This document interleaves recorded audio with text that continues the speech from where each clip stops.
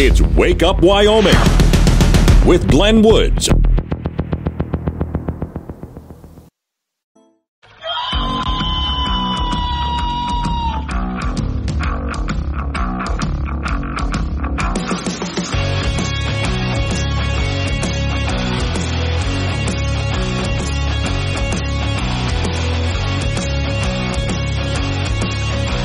Six the time. It's Wake Up Wyoming. My name is Glenn Woods. Thanks for joining me. It's a Thursday, and as you know, that means I can see the weekend from here.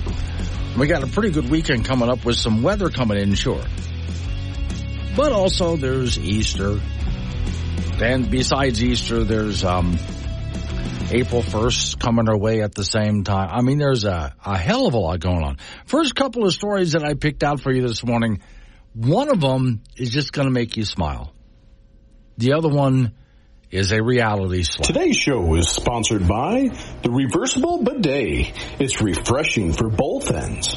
And now in soothing menthol. I really want to know what he means by both ends. I mean, I can take that in a couple of different ways. Warning, this show contains reference to guns, liberty, limited government, low taxation, the cult of climate change, free thinking, cigar smoking, short people, rubber chickens, Karen's bureaucracy, liberal buzzwords, tour runs, traffic, toilets, terrible jokes, and more.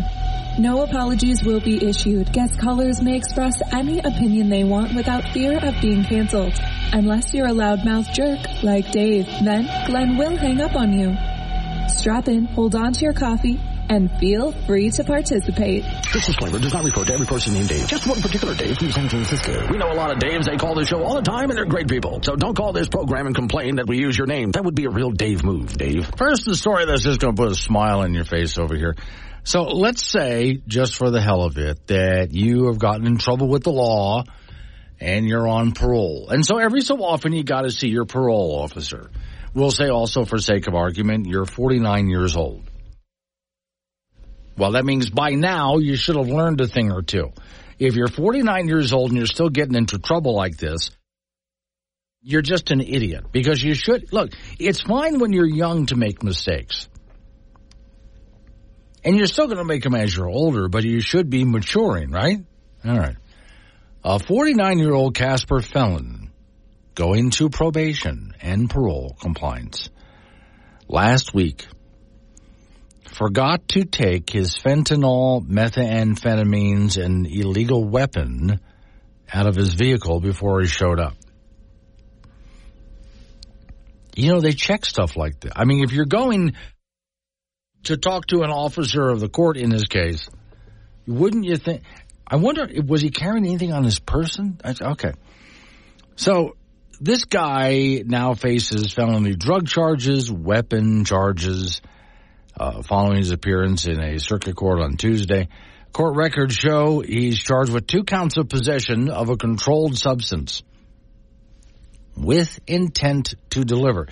Now, before I go on here, which means after he was arrested for everything else and spent time in jail and et cetera, he has learned absolutely nothing. One charge is related to meth, the other to fentanyl. He also faces 1 count each of possession of fentanyl, amounts meth, and so on, and 1 count of felony possession of a firearm, which he's not allowed to have the gun because he's a convicted felon. Again, got in trouble for all of this before, has learned nothing. An arrest affidavit states that he arrived for a compliance check, which means, gosh, he was out of compliance, at the Wyoming Department of Corrections and Probation and Parole Office with the drugs and weapons in his truck. Agents checked the truck while he was there. It's part of his visit. They don't just take a look at what's on him. While we're here, we're going to check out your vehicle. Quote, during the course of the search, said the probation agent, they located felony amounts of methamphetamine and fentanyl. Also located in the vehicle was a firearm. So now I love this part.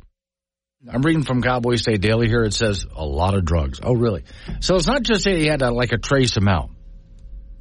Officers with the Wyoming Division of Criminal Investigation agents were then called to assist.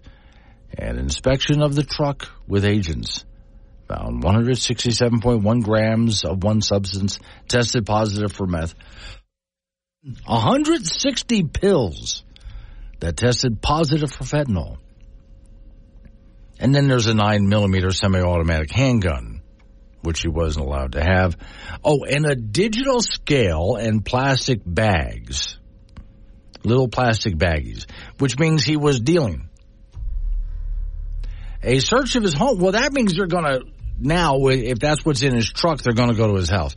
A search of his home found a Glock 23 pistol with an obliterated serial number and an extended magazine and more than 3 milliliters of some liquid, which is methamphetamine.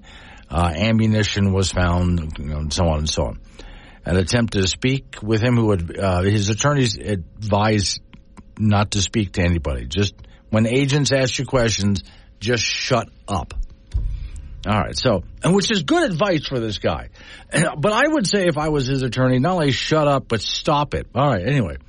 The affidavit shows he had several felony convictions for possession of controlled substance in multiple states. He was also convicted of, here we go. All right, let me back up. Again, he's 49 years old. He's still doing this crap, right? Several felony convictions for possession in multiple states. Convicted of burglary, dealing with stolen property, felony theft in Orange County in 2005. He also has a first-degree burglary, first-degree robbery, unlawful use of a weapon. He's convicted of delivery of controlled substances. Again, this is multiple states, not just Wyoming.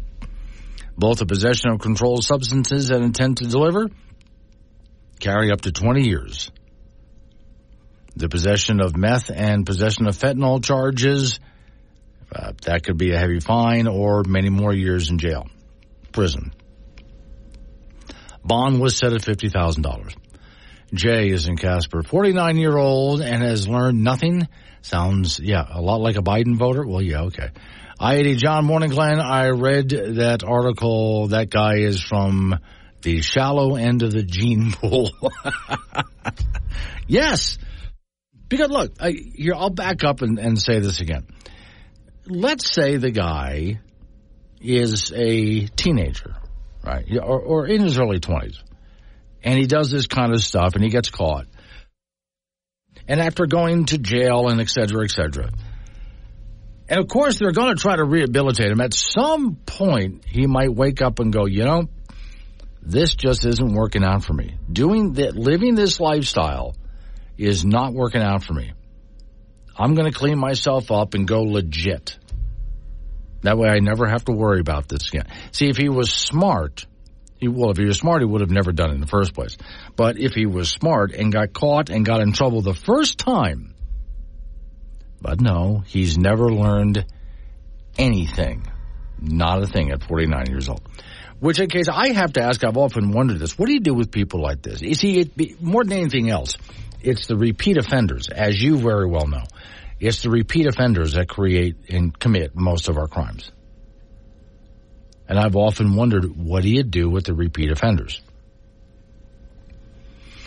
Part of me certainly said, well, I wouldn't put them back out on the street again. In fact, I bet there's a lot of work that they can do for us as a society and never be out on the street again. I'm all for giving people chances to redeem themselves and so on. But at some point, you got to say, that ain't happening. 911, hello, I think my friend just died. Okay, I understand. First things first, make sure he's dead, okay? Okay, I got it. Okay, now what? Well, that image is going to stick with you all day. Sunday. Take Glenn anywhere with the Wake Up Wyoming mobile app. Wake Up Wyoming with Glenn Woods on AM 1030 K2 Radio.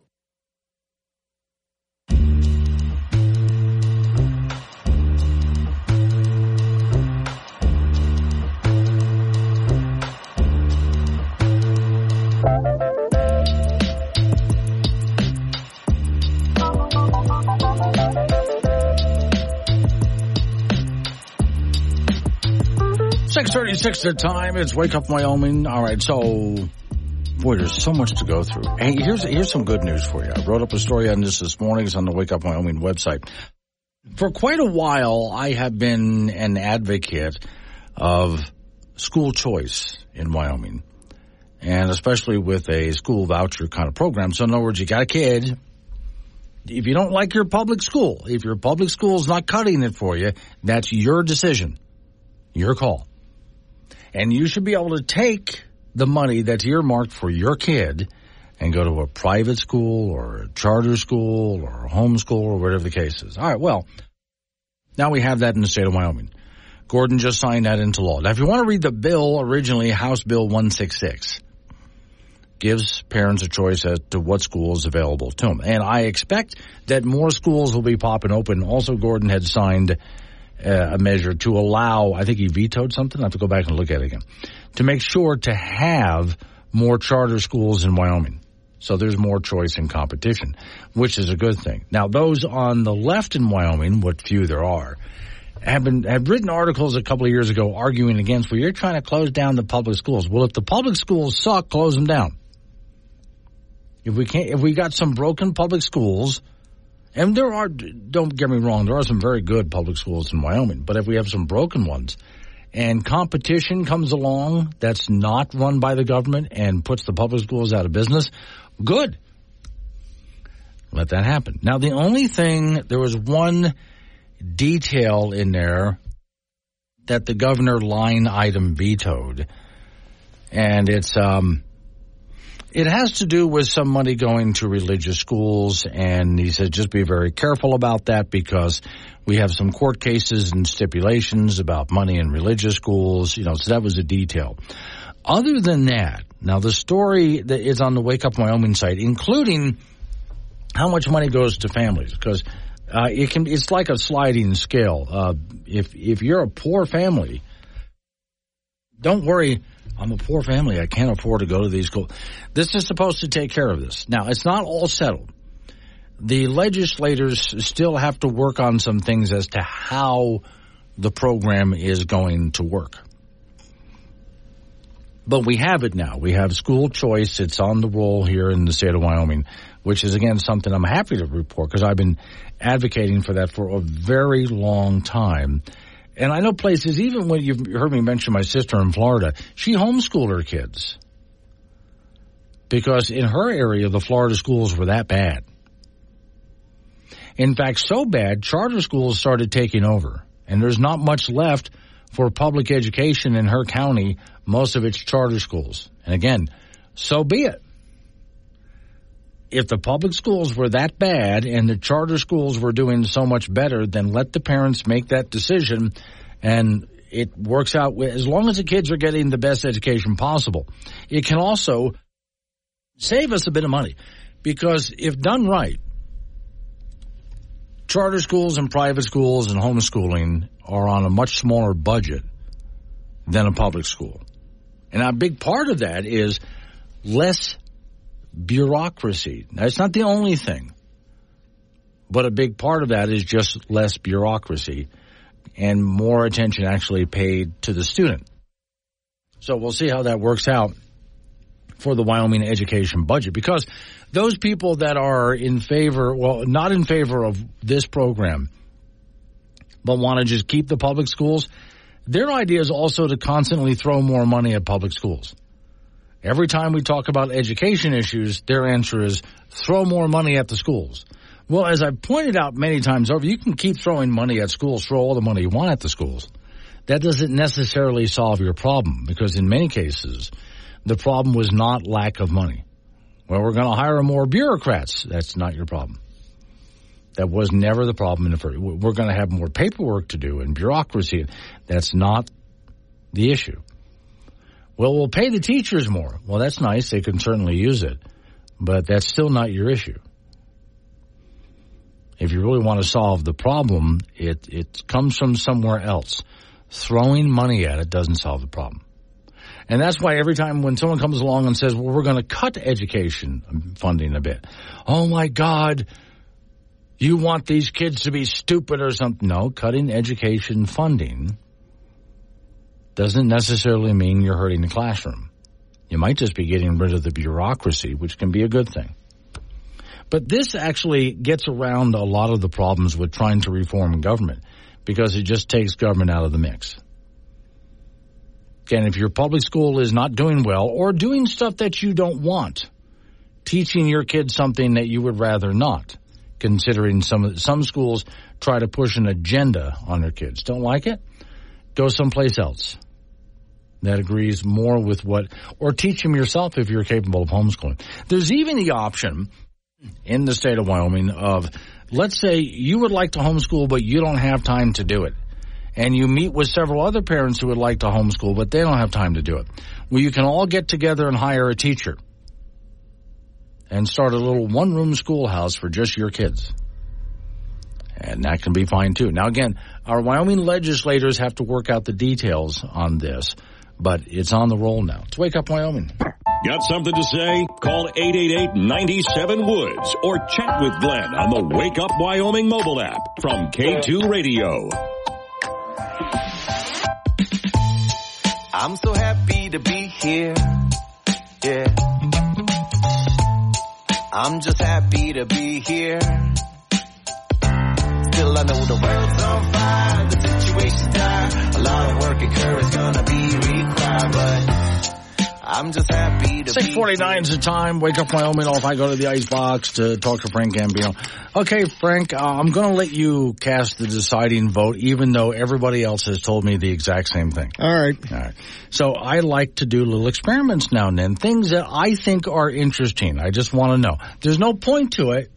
I just want to know. Okay, you want to know. All right. So Okay. Last time I was leaving Casper, and I was driving to Chugwater. Okay. Because whenever I go by Chugwater, I stop and have a burger and visit my friends. Okay. And on the way down on the interstate, I set in the car, you know those vehicles, the station vehicles we have, I set it to count the miles for that trip. Right. Every time I turned a corner on the interstate, I took the inside of the turn. Right. Like NASCAR racing. Yes. Now this time, I'll be leaving Casper when I'm done with this show. And I'm going to head down to Chugwater. And now I'm just going to stay in the right-hand lane and track that to see how much mileage you save by going on the inside lane. Between here and there. Well, if you're going to the right, you're going to be on the inside lane there too. Right. But if I just stayed in the right lane rather than all the way. Rather than trying to always take the inside lane. There's going to be a difference in mileage, but by how much? 1, maybe, yeah. 2, 5 at the most. I would say maybe 1 mile. Now, one. You seem to look at this as, my impression is that you think this is mildly interesting. Well, only because that sometimes when you want to pass people, if you're on the inside lane going left, you got no choice. Then you will pass them at the exact same speed. Yes. So everybody else, it's like auto racing. You want to be on the inside. Yes. There you do. See, Frank, everybody else that I've told this to, I've heard phrases like "get a life." Yeah, pretty much. Yeah. Women's junior college basketball. The national tournament continues today at the Ford Center in Casper. Casper College won their first national tournament game in 13 years. They beat Blinn, Texas, 72-61. The Birds played a really sharp first half. They shot 48% from the floor and led 39-21 at halftime. And the Birds were not so sharp in the second half. And for the game, they were 3 of 19 from the three-point line and had 25 turnovers. However, Kelly Walsh grad Logan Alvar was terrific in that game with 24 points and 10 rebounds. Blinn was flat out awful in the first half, shooting 17% from the floor and was a brutal 6 of 35 for the game from the three-point line. So Casper College will play the defending national champions, Northwest Florida State, at 4:30 this afternoon at the Ford Center. And other games at the national tournament from yesterday, Three Rivers, Missouri beat Mississippi Gulf Coast 73-64. Hutchinson, Kansas, the number 1 seed, got by Cochise, Arizona 59-54. New Mexico Junior College defeated Trinity Valley, Texas 74-61. Wabash Valley from Illinois edged Dodge City, Kansas 69-68. Odessa, Texas nipped the North Dakota School of Science 56-55. Today, Collin College from Texas will play Eastern Arizona at noon. Southern Idaho plays Gulf Coast State from Panama City, Florida 2:15. Casper and Northwest Florida 4:30. And Three Rivers will take on Sheldon State from Missouri at 6:45 at the Ford Center. Wyoming Cowgirl basketball team will play South Dakota tomorrow in the Super 16 of the WNIT in Laramie. Cowgirls after that 80-64 win over Texas Texas San Antonio in the tournament on Sunday. They're 17-14 on the year. South Dakota advanced to this round, beating Northern Arizona. Their last time out, South Dakota comes in at 23-12. That is a 6:30 start from the AA tomorrow in Laramie. The men's NCAA basketball tournament resumes tonight with the Sweet 16. San Diego State, the last remaining Mountain West Conference team, will play the top seed in the tournament, Connecticut, tonight. Those two teams met for the national championship last season, won by UConn. Also tonight, Illinois will play Iowa State. Clemson takes on Arizona, and North Carolina tangles with Alabama. Major League Baseball, it's opening day. Yay! The Colorado Rockies will start the 2024 campaign on the road in Phoenix, taking on the Arizona Diamondbacks. By all indications, the Rockies will be bad again this year. They did not look to improve themselves in the offseason. They lost 103 games a year ago. The question is this year, will they lose 103 games again? That's how bad they are. Well, hopefully they top that and lose like 105. Well, they could. You know, if they lost 102, that's improvement. Yes. That is. You see? Any little bit helps, but I'm betting. Oh my God! I'm betting they're going to jump the shark in this one. Jump the shark? Yes. What does that mean? You ever watch Happy Days? I have. Yeah, when the Fonz tried to jump the shark. Oh. Yeah, and that was how'd that turn out? That killed Happy Days. It was so over the top. It was so cheesy. It ended the show. Yeah, pretty much. That's basically what they're going to do. Jump the shark. Thank you, Frank. It's coming up on some local business news time after that. Let's Wake Up Wyoming.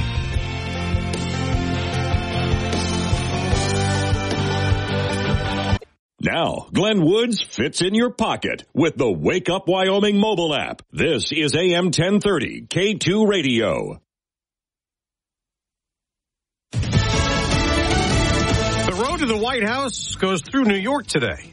I'm Dave Anthony, Fox News. President Biden and former President Trump will both be here. Fox's Peter Ducey reports the president will hold a big bucks fundraiser with ex-presidents Clinton and Obama. The campaign is already billing this as the most successful fundraiser in American political history. $25 million is going to be coming in. And it's going to be a good test of the soundproofing inside Radio City because a huge anti-Israel Free Gaza protest called Flood Manhattan for Gaza is being organized right outside. They are angry over Biden's support for Israel in that war. Former President Trump will attend the wake of a New York City police officer shot and killed Monday at a Queens traffic stop. A Trump lawyer will go to court in Georgia this morning trying to get the election interference criminal case dismissed. He's going to be arguing that the First Amendment should prohibit this prosecution. Ashley Merchant is an attorney for a Trump co-defendant. She will again try to get DA Fani Willis removed from the case over a romantic relationship with the special prosecutor she hired. A judge's ruling prompted Nathan Wade to resign. Sentencing is supposed to start this hour for Sam Bankman-Fried, who was convicted in federal court in New York of fraud over the collapse of his cryptocurrency exchange. Prosecutors are asking for as much as 50 years in prison. His defense attorneys are asking for 5.5 to 6.5 years. He took customer funds from his crypto exchange FTX to help manage the funds of his trading firm.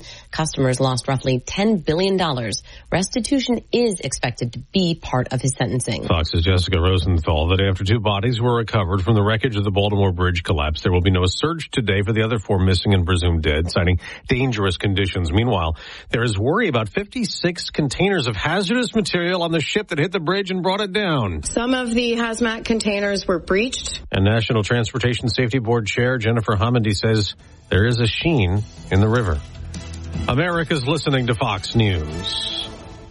Pure Talk believes in American values and that free should mean exactly that, free. Well, switch to Pure Talk today and you'll get a free Samsung 5G smartphone. Now, qualifying plans start at just $35 a month for unlimited talk, text, 15 gigs of data, and, of course, mobile hotspot. Just dial pound 250, say the keyword Pure Talk, claim your eligibility for your free brand new Samsung 5G smartphone. Start saving on wireless today and switch to my cell phone company, Pure Talk. Hey, it's Jesse Kelly. Are you still on the fence about owning gold? It's time to pull the trigger with the Oxford Gold Group and buy gold and silver. Nobody can predict the future, but we can't put our head in the sand either. The Oxford Gold Group are the pros. They make owning gold and silver simple and easy to understand. Call Oxford Gold Group right now and you may qualify. Whatever you need to haul, Foreman Sales have a high-quality, durable solution. Open and close, dump, car, ATVs, neck, and equipment trailers are all available at Foreman Sales, 2120 Salt Creek Highway. Partly to mostly cloudy, windy, but it will be warmer, making the mid to upper 50s, but windy. Windy tonight, lower 30s. Brisk winds Friday, highs near 50 with afternoon showers developing. Few rain or snow showers Friday night. Scattered rain and snow showers upper 40 Saturday, turning to all snow showers Saturday night and Sunday. The impact of a meal goes well beyond feeding our bodies. Because when people don't have to worry about where their next meal is coming from, they can truly thrive. Like Marta. And now we'll hear from our class valedictorian, who with our hard work never ceases to amaze us. Please welcome Marta Moreno.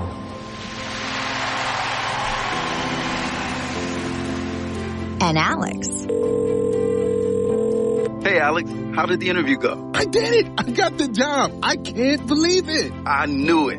Let's meet up later to celebrate. And Diego. Mom! I got first place at the science fair with my volcano project. That's amazing, sweetie. Congratulations. Because when people are fed, futures are nourished, and everyone deserves to live a full life. Join the movement to end hunger at feedingamerica.org/actnow. feedingamerica.org/actnow. A public service announcement brought to you by Feeding America and the Ad Council. It'd be great if life came with a remote control. You know, you could hit pause when you needed to, or hit rewind. Like that time you knocked down that wasp's nest. Uh-oh. Or that time you forgot to roll up your windows in the car wash. Fantastic. Yeah, a remote control would have come in handy then. Well, life doesn't always give you time to change the outcome, but prediabetes does. With early diagnosis and a few healthy changes like managing your weight, getting active, stopping smoking, and eating healthier, you can stop prediabetes before it leads to type 2 diabetes. It's easy to learn your risk. Take the 1-minute test today at doihaveprediabetes.org. Life doesn't come with a remote control. Yikes! So you're on your own with the wasps. You have the power to take control of prediabetes. Visit doihaveprediabetes.org today. That's doihaveprediabetes.org. Brought to you by the Ad Council and its Prediabetes Awareness Partners. What grows in the forest? Trees? Sure. Know what else grows in the forest? Our imagination, our sense of wonder, and our family bonds grow too. Because when we disconnect from this and connect with this, we reconnect with each other and build family memories we will carry with us forever. The forest is closer than you think. Find a forest near you and start exploring at discovertheforest.org. It's easy. Just put in your zip code to find family-friendly outdoor destinations near you. You'll also find guides to free activities, games, and amazing forest facts. Give the magic of the outdoors to your kids and reconnect with your family. Find a forest near you at discovertheforest.org. That's discovertheforest.org. Brought to you by the United States Forest Service and the Ad Council.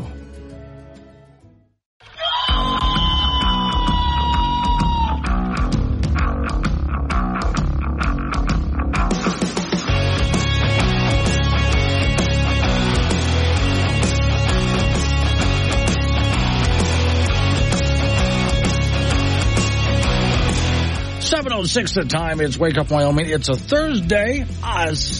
Where I can see the weekend from here. Today's show is sponsored by the reversible bidet. It's refreshing for both ends. I still want to know what he means. Now in soothing menthol. What does he mean by both ends? I mean, I can take that in several different ways. Okay, before I get on to the actual topic here, this turns out to be an interesting discussion, and I got several people responding on this. So, some people think I'm just weird and lame for doing this, but let me set it up and explain it. Because this show is on multiple radio stations, there are times I have to be in other places. I'm not always broadcasting from the same studio, right? So right now I'm in Casper. And then I got to drive. As soon as the show's over, I got to head to Cheyenne. So Friday's show I'll be broadcasting from Cheyenne, right? All right. The last time I did that, whenever I'm heading down that way, I like to stop by Chugwater, Wyoming, and I go visit my friends there. I have a burger at the soda fountain. I visit my friends at the Tri-County Mercantile if they're in. I always do. So I decided to try something.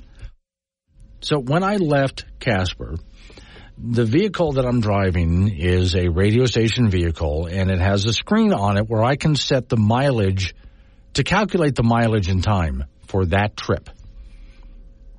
Now, I'm not so much interested in the time. I'm interested in the mileage. And at a certain point while heading up the ramp to get onto Interstate 25, I hit engage or enter. Okay, right? And so it starts counting the mileage. All the way down from Casper to Chugwater, every time the interstate turned, I used the inside lane. Much like someone driving the Grand Prix, Grand Prix racers have multiple turns on their courses. They always take the inside lane if they can. So I wanted to know, how long is it if in every single turn, I'm on the inside lane? Now, if you're wondering about passing someone, the rule is I'm only allowed to pass somebody, go around if I'm on a straightaway. Okay, other than that, I have to stay on the inside lane. So I can't pass someone on the right, which you wouldn't want to do anyway. You pass them on the left, but you get the idea. Every single turn, I'm trying to take the inside lane. And I was successful at doing it all the way down. So I have that mileage recorded. Today, here I am in Casper again, and I'm going to head down to Chugwater after the show. And on the way down, I'm going to start the mileage at the same spot. But this time, I'm just going to stay in the right-hand lane. Now, I-80 John was kind of chuckling, yeah, when you get stuck behind a semi-truck going 50 miles an hour or slower, no, I'm allowed to pass, but only on the straightaways. All right. Other than that, I'm going to stay in the right-hand lane all the way down. Now, there's going to be a difference in mileage at I don't know what it's going to be. I was talking about that with a couple of people here at work, and we seem to think it'll be under a mile. We don't know. Do I save a quarter mile? I'll save something. Do I save a quarter mile, half mile, 3/4 mile? I doubt I'll save a full mile. We'll see. Now, to that, I did get Woody Doo. Is that what you're going by? Am I saying that right? Woody Doo in Evansville. He said, I'm really interested in knowing about driving on the inside lane versus the right lane because that's how I drive. Okay. I'll let you know. Tomorrow, Friday show, I'll let you know what I found out, statistically speaking. I know that makes no difference whatsoever if you're driving a short distance. But if you're driving a long way, it should add up at some point. You would think that it would, right? Okay. Joe and Laramie, that's better than watching toilet water.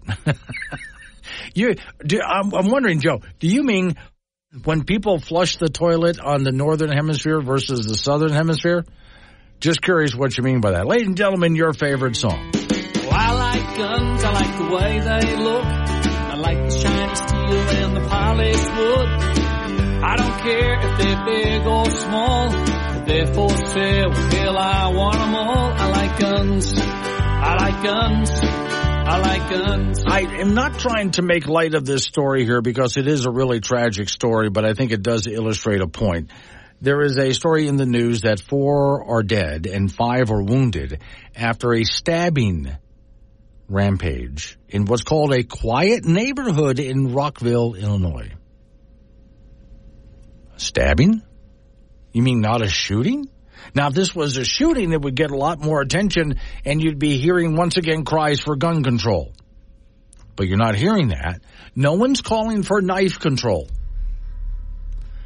A man went on a stabbing rampage in a residential neighborhood in northern Illinois Wednesday afternoon, killing 4 people, wounding 5 in an attack that included a home invasion and involved multiple crime scenes. So he went in and out of people's houses. The police chief in a city of about 150,000 and some 80 miles northeast of Chicago said at the news conference the suspect had been taken into custody. Motive was unclear. I would say that he was just nuts. How about that as a motive? Total listed injured people, 11. The murdered they have identified one 15-year-old girl as far as those dead.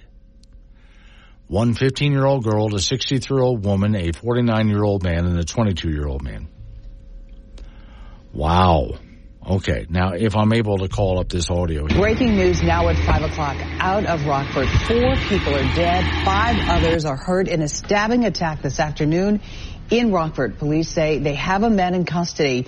It began with a home invasion. Investigators say the man continued attacking people throughout the neighborhood. Some of them were stabbed a short time ago. Police said they do not think anyone else is involved.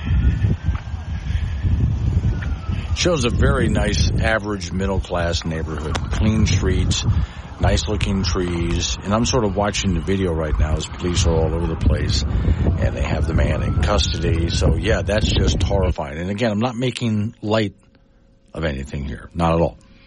But I am pointing out that if that was done with a gun, you would have the president and other people on television, in the news. The cast of The View would be screaming, oh, we need gun control. But this happened with knives. Now, if you think, well, that doesn't happen all that often, you'd be surprised. And let's not forget, in the UK, this happened in the UK, they put the strictest gun regulations in the history of gun regulations in the UK. So it's pretty much impossible to own one, to own a gun at all. And yet the murder rate went up because people started stabbing each other. Now, at first, the government put out these receptacles where people can just turn in their knives. Let's get the knives off the street, turn in your knives. We have these receptacles, you can drop them in, and, of course, that's not going to do anything, right? And it didn't. But then, okay, so we're going to start passing knife regulations. And they actually tried to do that. DJ in Gillette, Rockford, where we used to live. Yeah. Oh, I-80 John thinks I've been in a padded room too long. That's actually putting it kindly, John. Other people with my little road experiment have said far worse to me than that. But okay, I had to point that out this morning, that here's another attack and it's a multiple murder. This is, really, what do you call this if this was done by a gun? Not just a gun crime, right? But when you have someone shoot many people, they have a word for that. But they use the same language when it's multiple stabbing. Well, it's mass shooting. The words are mass shooting. Do you hear anyone saying mass stabbing or calling for knife control? All right. Worth pointing out. 7:16, wake up. And we're back. Sorry, we were busy tricking pescatarians into eating Rocky Mountain oysters. Wake Up Wyoming with Glenn Woods.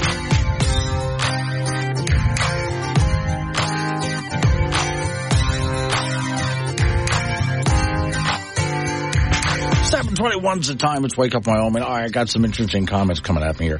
Which, by the way, you can send comments. You can call the show, 888-97-WOODS, 888-97-WOODS. Or you can go ahead and use the Wake Up Wyoming app, which is free to download at your app store. A lot of great options, all free. If you hit the chat option, you can send me text messages while I'm on the air. And I'll type back and talk back on here. So if you just joined us, the story is, and I'm not trying to make light of it, but I am making a point. 4 dead, 5 wounded after a stabbing rampage in a quiet neighborhood of Rockford, Illinois. Now, the guy was going in and out of people's houses. Yeah, he would just bust through the door and just start stabbing them. So, 4 dead, 5 wounded. Now, DJ, who's up in Gillette, used to live there. And she said this kind of home invasion crime was common. Partly why we left. That and taxes. Property taxes so high, you'd never really own your home. Kenny in... Wait a second. I hate it when it does that. I'm reading it, and all of a sudden the screen updates, and Kenny's way down there now. Here we go. Kenny in Kimmeling. Hey, Glenn, was it an assault knife? That's interesting. What kind of knives did he use? What is an assault knife? Well, If you can have an assault weapon, an assault gun, then why can't you have an assault knife? And again, mass shootings, if it was a shooting, it would be another mass shooting. Is this a mass stabbing? I haven't heard that yet from the news media. And I am just waiting. I should hold my breath, but I think I'll pass out. For the president or the vice president, somebody step up and talk about knife control. Let's see. Assault knife used, and then, okay. Mountain Blue stores opening packages. Okay. Rick in Cheyenne. Glenn, I was in Australia for 3 weeks in January this year in a town called Blue Mountains.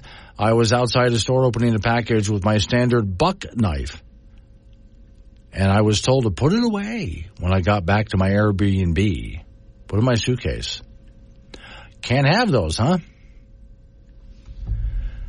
Until I got back to the USA or go to jail. Well, hang on now. That just kind of blows away. I mean, there's a whole movie based on this. Whatever happened to That's Not a Knife, Now That's a Knife? Remember that one? It's a famous scene from a movie where the guy is from Australia. Yeah, Crocodile Dundee. He comes to America, and he's on the street. Some punk comes up to him with a switchblade, and he doesn't seem to be scared. Oh, do what he says. He's got a knife. What? That's not a knife. And he pulls out his big knife. Now, that's a knife. So what happened to that? Is Crocodile Dundee a lie? I don't know. Was it just you, or do they treat everybody in Australia that way? All right.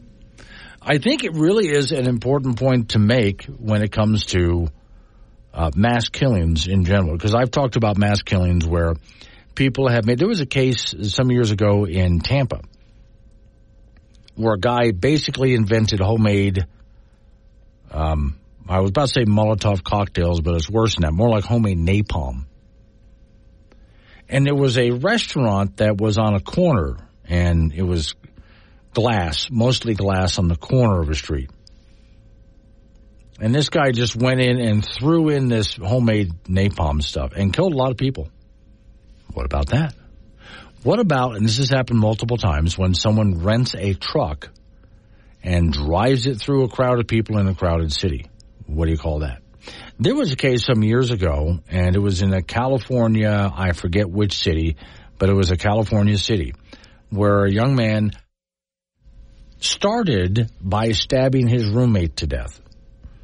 Left the apartment on the way down to his car, stabbed a few more people. Got in his car, ran a few people over. Got to the college campus, and when he jumped out of his car, he pulled a gun. In which case, an armed campus security officer shot him down. Now, because the last thing he did was pull a gun, it was called a gun crime by the news media. Gun violence by the news media. What about the knife? What about the car that he used? You going to go into that? And let's not forget, DJ, hammers. Remember that one? Now, for those who don't know the hammer story, it was some years ago when I'd come across a story which really had shocked me. A husband comes home from work. The wife says, honey, I've redecorated the bedroom. Here, put this blindfold on so I can take you in there and then surprise you. Well, you imagine how excited he's getting. He's being blindfolded and brought into the bedroom. Wow, this is going to be fun. He puts the blindfold on, and she picks up a hammer and clocks him in the head and kills him. Now, I was about to tell the story on the air, and then I lost the story. I clicked on something that went away. So now I'm in a panic trying to find the story again, right? And when I type in woman kills man with hammer, it turns out story after story after story comes up. It seems to be that when women want to commit murder, one of their weapons of choice is the hammer. Hitting someone in the head with a hammer. It's actually very common. In which case, I think women should have to get a permit to carry a hammer. If a woman walks into a hardware store and wants to buy a hammer, the first thing we have to ask is, what caliber are we talking about here? What do you plan to do with that, lady? What do you need with an assault hammer? If she buys a utility belt and carries it outside on the utility belt, that would be open carry, right? She drops it into her purse or something like that, that's concealed carry? Oh, there were a lot of stories of women killing men with hammers, but I don't hear anything about hammer control. And if you're thinking hammer time, I'm with you on that. It's running through my brain too. But you get where I'm going with all of this. Right away, if something happens with the gun, they call for gun control. But make it a knife, make it a hammer, some other kind of blunt object, a vehicle, or kill someone in any other kind of way, and you don't hear anything about that, do you? If this was done, if what had happened in Rockford, Illinois had been done with a gun, right now, either the president or the vice president would be on the air talking about gun control again. And so would many officials in Illinois. That already has a whole host of gun problems, but the mayor of Rockford would be on television right now calling for stricter gun regulations and so on. All right. Coming up on 7:30, local news coming your way. Right after local news, update on your weather forecast. You and I get back into it again. Don Day's extended forecast at 7:45. The weather's just going to be really squirrely. You got another nice day, though windy. As we get through the weekend, it just gets weird. And by weird, I mean a little bit of everything pretty much all the time. You know that old saying, if you don't like the weather, wait 5 minutes? He'll explain that at 7:45 when I have him on the air. 888-97 Woods, the phone number, 888-97 WOODS. Wake up, Wyoming.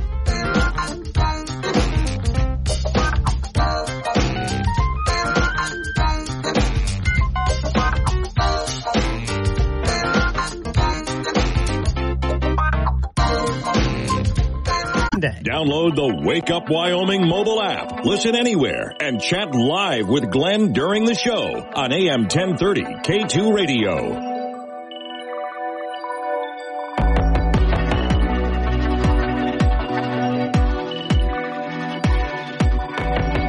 $7:36 the time. Wake Up Wyoming, Thursday. So, okay, this is kind of a surprise to me at the numbers. Last winter, we had some problems with animals that just didn't make it through. It was a very harsh winter. But there's other animals that did. From Cowboy State Daily, Wyoming hunters kill a record 29,000 elk, but not enough to trim the massive herds. Now, we're talking to big boys here, okay? Elk had a record season in 2023, 2024, says the story, bagging roughly 29,000 critters from across Wyoming that could still be only scratching the surface of culling the state's ballooning herd. Them elk been getting busy.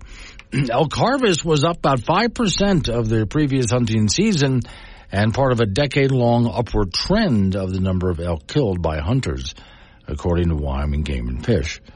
Now, I wonder, because when we're dealing with, the cult of climate change, when a certain animal group is in decline, they blame us and climate change and so on. But what about those animal populations that are booming? They never seem to address that. Well, the story says, however, elk numbers remain above Game and Fish objectives. In eastern Wyoming, ranchers complain about being overrun by elk as part of what prompted Game and Fish to propose the unlimited Type 8 cow-calf elk tags for 2024-2025. And in western Wyoming, there's growing concern over what might happen as game managers try to wean elk off of winter feeding grounds. So the overall estimated elk population in Wyoming is about 109,000. And despite a banner season for hunters, the herds just keep on growing.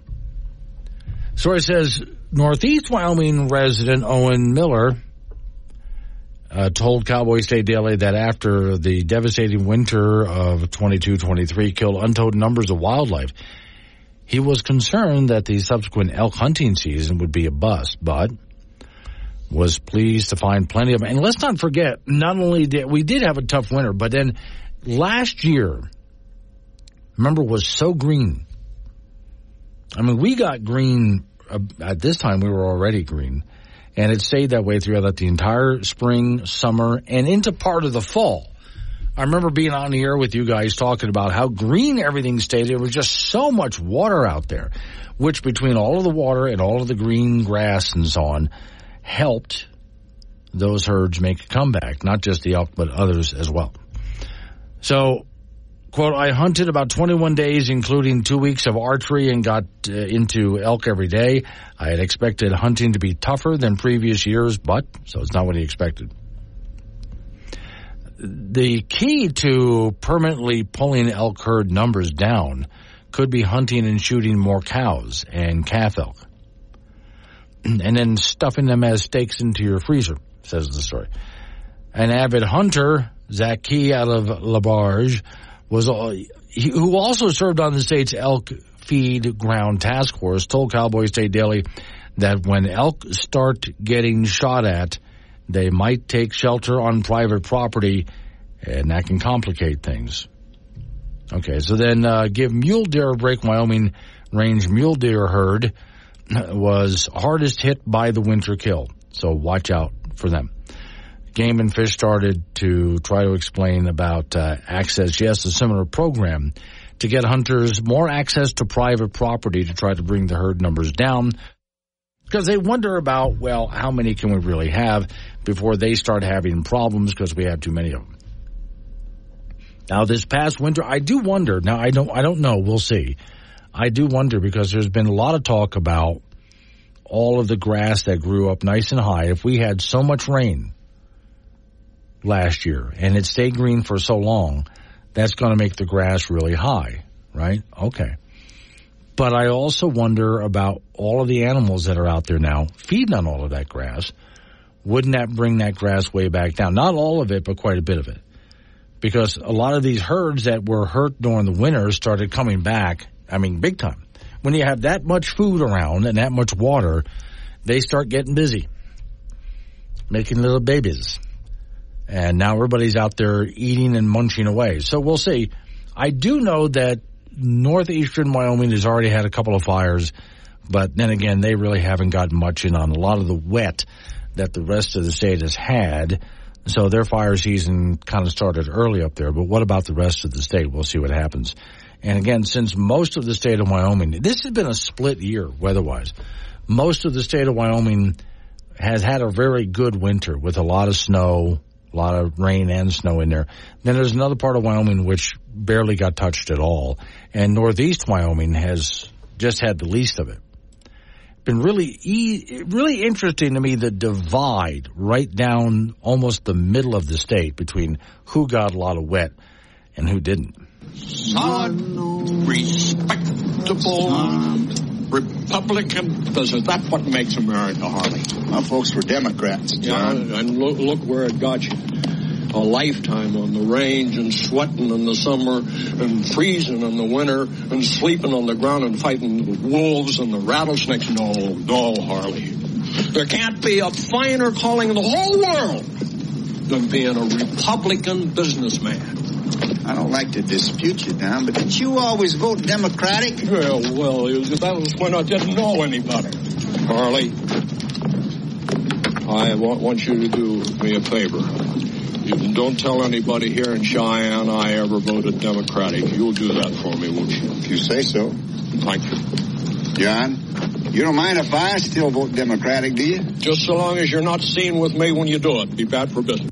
Local and mobile across Wyoming and beyond with the Wake Up Wyoming mobile app. This is AM 1030 K2 Radio.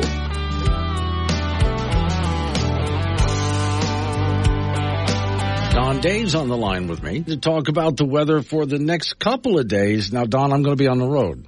So if I'm heading down to Cheyenne, back up to Casper and other places in between, am I okay today? Yeah, today you're going to be fine. The action is going to be all out in the western part of the state with some developing rain and snow. And we're talking places like Yellowstone, Jackson, right along the Idaho-Utah border area. And later tonight, some of those showers will spread east. But along and east of the divide, it's going to be another mild spring day. A little windy, but you're used to that. Okay, but as we ease into the weekend, though, I know things change up quite a bit, and I still have to get home. Yeah, the systems that are coming in are going to kind of move in like molasses, just kind of oozing their way in slowly. And what we're going to see tonight, tomorrow, and into Saturday is that if you are in Wyoming and you're west of the Continental Divide, you're going to see rain and snow showers, clouds, and cooler weather come on in. If you're east of the Divide, it's going to stay relatively mild. And if you're right on the Divide, you're going to have a little bit of both of those things. So this means that tonight and into tomorrow, we will see a little bit of rain and snow shower activity spill over that might get along I-25, maybe sections of Interstate 80 in the south central and southwest parts of the state, and maybe up north and near the mountain areas. It's really Saturday night, Sunday, where we're going to see east of the Divide some of that cool, moist air come over the mountains, out on into the plains, and colder weather comes on in. It's what's tricky about this pattern, Glenn. It's a multitude of little systems coming through over about a 3 or 4 day period. So this is going to really cause the weather to vary widely and change on a dime. Okay, the good news is we're still getting more moisture, especially it looks like out in those areas that it really missed it this winter. Yeah, it does look like northeastern Wyoming in particular. This is not going to be a big system, but they're going to get a decent amount of moisture, 1/4 to a 1/2 inch of moisture for those northeast counties, especially in the east central areas of the state into over near the Black Hills. And there are other systems coming that I think are going to bode well for more precipitation chances for Wyoming. The good news is with this pattern staying active, there's going to be more opportunities for those dry areas to get some spring moisture. Problem is that the timing of at least this pattern is going to overlap the Easter weekend. So if you are traveling this weekend, you just have to be ready for a little bit of everything. As we talked yesterday, you'll be on a dry road for quite a while, then all of a sudden you're in a snow shower. So you need to kind of stay on your toes. So, yeah, it's going to be an interesting weekend and next couple of weeks, too. It's just going to keep changing up. But it's springtime, and we certainly need the wet off. We go to the icebox. Frank Gambino waiting by. As you know, Frank, I grew up where there were alligators, right? Yeah. There's plenty of them. Yeah. You know, there's over 1 million alligators in Florida. Wow. 1 million. Wow, okay. That's why because when I was a kid. Not all 1 million, but I have seen them. When I was a kid, they were slightly endangered and hunting was illegal. Now, not anymore. You want alligator? Go get alligator. Not a problem. In Wyoming, now we used to have crocodiles, but you and I weren't born yet. But we do have a very big alligator turtle. Like a snapping turtle? Yes. Oh. And they can get pretty sizable. Yeah, and I bet you their jaws could break your bone. Yeah. Now, according to Wyoming Game and Fish, as the ice starts to melt on the ponds and so on, just like the bears come out of hibernation, these guys are going to come out of whatever the burrow they built for themselves underwater, and they're going to start coming to the surface. And so you might find them coming up on land to get some much-needed oxygen and to start looking for things to eat. So if you find, their jaw exerts about 50 pounds of bite force. Okay. Also, they tend to like to lay eggs and stuff like that. So they're just saying, watch out for the Wyoming snapping turtle, which some people call an alligator turtle. They're pretty big. Wow. All righty. I thought you were talking about a prehistoric animal. Well, that existed real today. Those existed too around here at one time. There were some pretty big turtles around here. These ones are actually smaller, but they're good luck picking one up. If you see one that's grown to full size, yeah, those suckers can be kind of. I haven't seen one yet. No, neither. Well, I've seen big turtles in the zoo. No, I've seen small ones. I want to see one out there somewhere. Yeah. All right, in women's junior college basketball, the national tournament continues today at the Ford Center in Casper. Casper College won their first national tournament game in 13 years as they beat Blinn, Texas yesterday, 72-61. That was quite the experience. That's probably the most people I've ever seen watch a Lady T-Birds game, ever. Birds played a really sharp first half, 48% from the floor, and led 39-21 at halftime.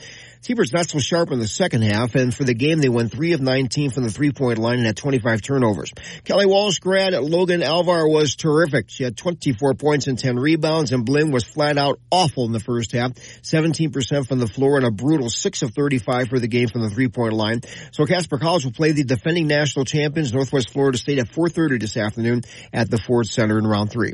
In the other games for the national tournament from yesterday, Three Rivers, Missouri beat Mississippi Gulf Coast 73-64. Hutchinson, Kansas, the number 1 seed, got by Cochise, Arizona 59-54. New Mexico Junior College over Trinity Valley, Texas 74-61. Wabash Valley from Illinois edged Dodge City, Kansas 69-68. And Odessa, Texas nipped North Dakota School of Science 56-55. Today, Collin College from Texas plays Eastern Arizona at noon. Southern Idaho meets Gulf Coast State from Panama City, Florida at 2:15. Casper, Northwest Florida at 4:30. Three Rivers will take on Shelton State from Missouri at 6:45, all at the Ford Center. Wyoming Cowgirl basketball team will play South Dakota tomorrow in the Super 16 of the WNIT in Laramie.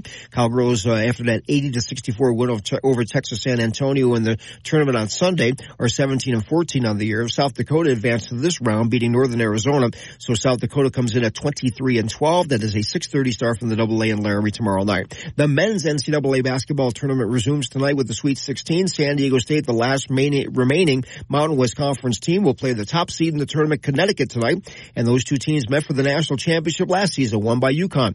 Also tonight, Illinois plays Iowa State, Clemson takes on Arizona, and North Carolina plays Alabama. Major League Baseball is opening day. The Colorado Rockies will start the 2024 campaign on the road in Phoenix, taking on the Arizona Diamondbacks. By all indications, the Rockies will be bad again, and they didn't seem to improve themselves much over the offseason, so they lost 103 games a year ago. The question is this year, will they lose 100 or more games this year?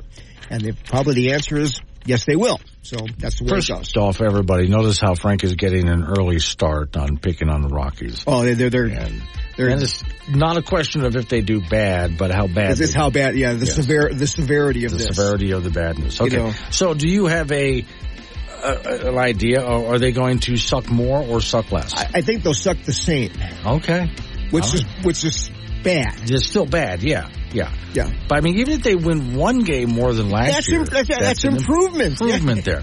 Or it was an accident. Either way. You call it what you want. Take it. Okay. Thank you, Frank. Coming up on some local business we have to take care of. We're going to roll into news time after that. It's going to be a national local update on the weather forecast. Big tech is going to need Wyoming coal and natural gas plants. And they hate it. I'll explain it. Also, open phones next hour. Wake Up Wyoming.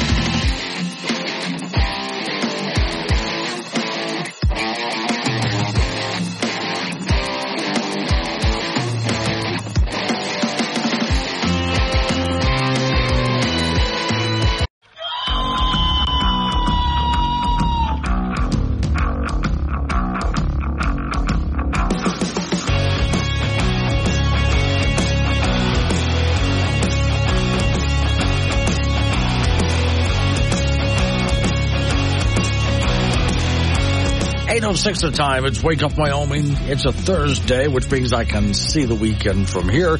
And we're getting into open phones. Today's show is sponsored by the reversible bidet. It's refreshing for both ends. Just say so. Now in soothing menthol. Yum, menthol. All right, so this is the most dangerous time of every single morning on this program. Warning. Wake Up Wyoming is about to enter daily open phones. This means that anyone will be allowed to call in and talk about anything. I mean, imagine if we actually allowed you on air to say anything you wanted. Scary, right? Well, we're just that brand of crazy. If you are offended by what other people think, then maybe you want to tune out right about now. Just saying.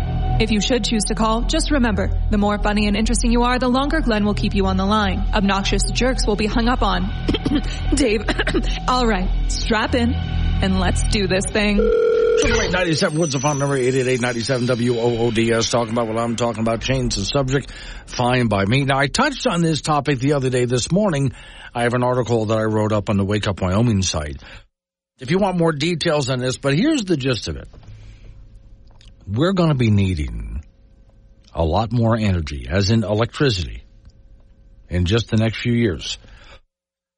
Across the nation and across Europe and parts of the rest of the world, we're building computer server farms at record pace. And it's not just because we're getting more technological or more internet-based, although that's a big part of it. Oh, no, it goes beyond that. Whether you like it or not, here comes artificial intelligence.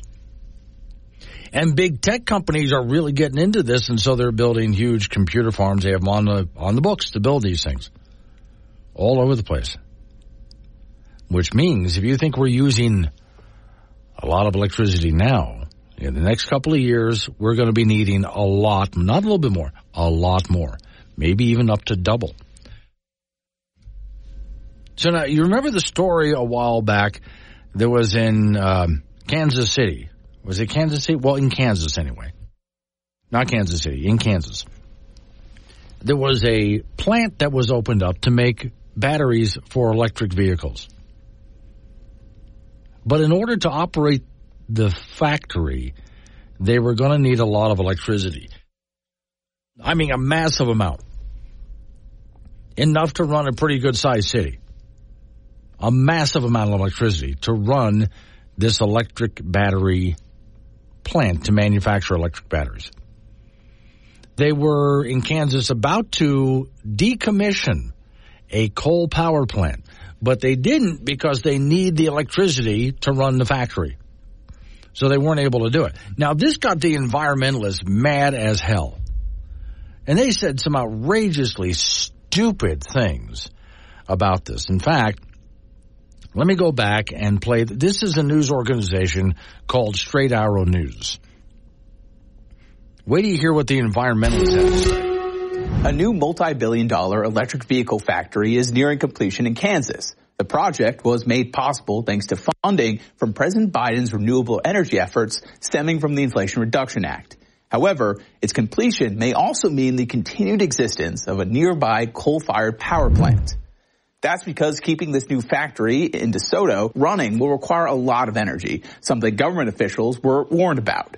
Electric resource company representatives say the energy needed for this factory requires an amount of electricity equivalent to what is used to power a small city. As a result, plans to transition the coal plant to utilizing natural gas have been put on hold. Additionally, 2 new substations will have to be built, while 3 existing ones will need to be upgraded in order to satisfy the energy demand. A clean energy advocacy group has slammed the move. They claim the decision to continue to utilize coal has squandered tens of millions of dollars, led to multiple premature deaths, and has disproportionately affected minority communities. So you say, wait, let's go back right there. They go on with this, but you get the idea. Well, it's going to cost you a lot of money. No, it's going to save you a ton of money. And there's going to be all of these premature deaths. The opposite of that's going to happen. And it's affecting minority communities in a positive way. And it's providing a bunch of jobs and so on.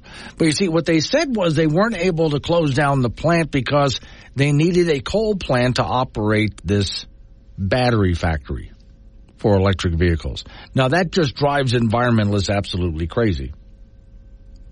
Now, let's get back to the rest of what I have in my article here, because I was digging into this morning. In the next couple of years, let's take Silicon Valley, just to name one place. The big tech firms in Silicon Valley, that's Google and Yahoo and Facebook and, on and on and on it goes, Amazon. They're all promising to make major expansions. And at the same time, they're promising to go net zero. They can't have it both ways. It's not going to work that way. They can either make major expansions like they promise they're going to do, or they're going to reduce what they're currently doing and go net zero. But they can't expand and be net. In fact, in order to expand, they're going to need affordable, reliable energy. And that comes from coal. Now, for those who are saying, no, we just need to put up more wind turbines and solar panels. And yet, whenever someone runs the numbers, you're not going to be able to put up enough to provide what you need. In fact, this guy, and I'm going to quote here, named Mons, he was the energy secretary under Obama. We're not going to build 100 gigawatts of new renewables, he said. We're kind of stuck. Even he, who used to be Obama's energy secretary, is saying, sorry, guys, you're not going to be able to do this. You can't.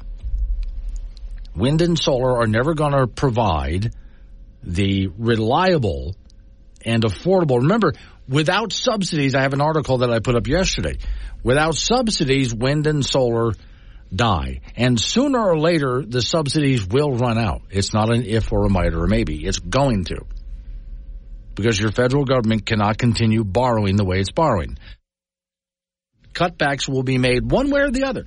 Cutbacks are going to be made because they got smart and made cutbacks, or everything crashed and cutbacks were made. In which case, there goes your wind and solar energy because they survive on subsidies. They don't make money. They have to be subsidized to run. But coal and natural gas, they are affordable and profitable without government subsidies. And they provide the reliable energy, the amount of energy and reliable energy 24/7. So for these big tech giants to get even bigger, which is what they want to do, they want to double in size over the next few years. They see it on the horizon. We're going to need more internet and more other computing skills. And we're going to go to artificial intelligence, and that's going to take a lot of energy. Okay, you want to do that? Fine, let's go ahead and do that. Absolutely right. And I think it'd be great for the humanity if we did all of that. And in order to do that, you're going to have to start by bringing a bunch of coal power plants back online. Just to start. And then you're going to have to build some more to keep all of this going. And it is driving them crazy because their pipe dream is we will be all wind and solar and net zero on carbon emissions. So you say. Until someone actually gives you the numbers and shows you, it ain't possible. Welcome to Woke Radio, WOKE. It's the top of the hour, and we're sponsored by Rainbow Mood Hair Color, the hair dye that changes your hair color depending on what's pissing you off now. He's talking to himself in a padded room, and you could be the voice in his head. Join the conversation on Wake Up Wyoming, 866-97-WOODS.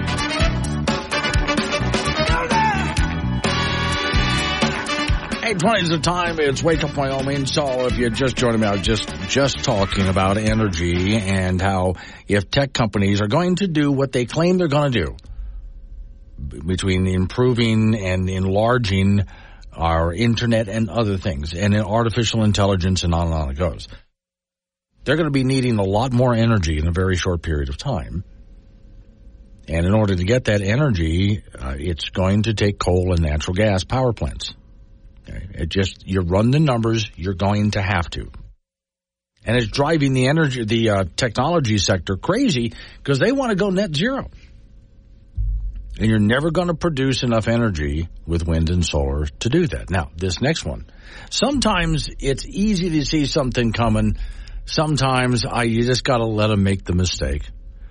But that's what it's like to live in the apocalypse, right? So put on your respirator and let's fix that generator. And while we're out, we'll mend our fences too. See, I'm not afraid of dying, just got reasons for surviving. I want one more day in the apocalypse with you. Yeah, years ago, I forget what year this was, but this was some years ago, there was a solar power energy company had this idea that across America, there's a lot of parking lots. And parking lots, as you've seen, don't always have nothing but cars in them.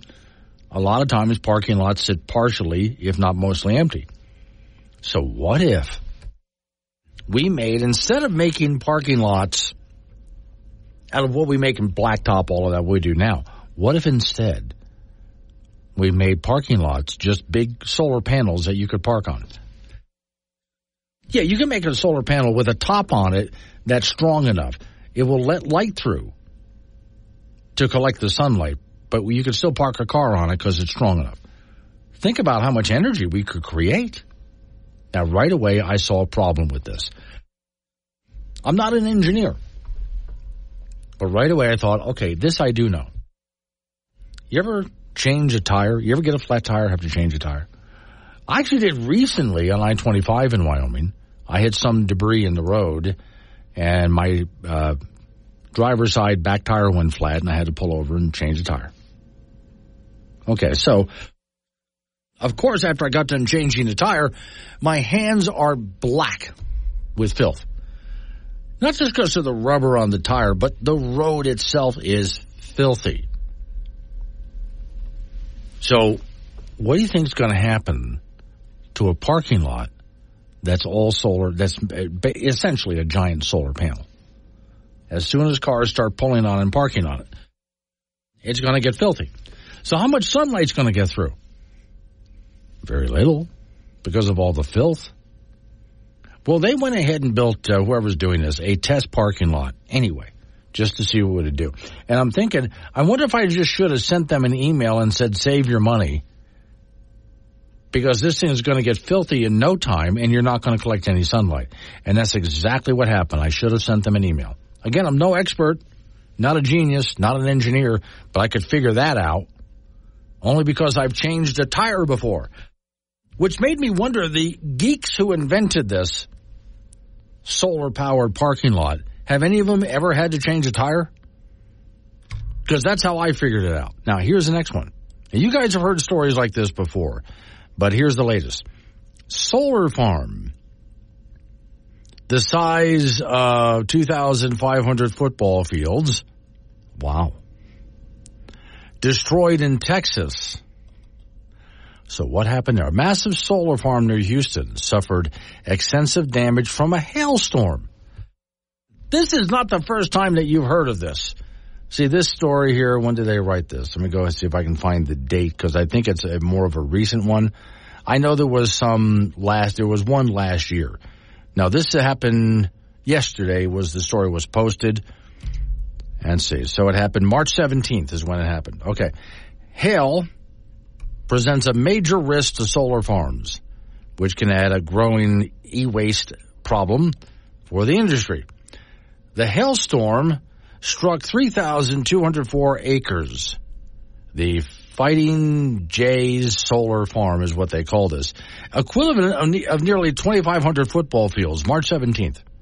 An aerial video shows panels shattered with multiple impacts. Now, of course, you know why they had a hailstorm, right? Climate change, because you're driving a big vehicle, so it's all your fault. You did this. A YouTube channel called it Broken is Adventure. Okay, well, it's a couple of people who make videos on their travels. And so they stopped by to visit the solar farm, and it is just absolutely a mess. Quote, look at the hits on these panels. We're talking 590,000 panels. Massive damage to them. Solar farm wear out over time anyway. By the way, for those people who love solar farms, just so you know, I mean, if you're doing it, I understand people who want to live way out in the middle of nowhere and want to be off the grid. Solar panels can be great. Just understand, if you're doing this because you think you're saving the planet, you cannot make solar panels without petroleum and without coal. Did you know that? In order to make solar panels, some of what goes into the panel itself is petroleum and coal.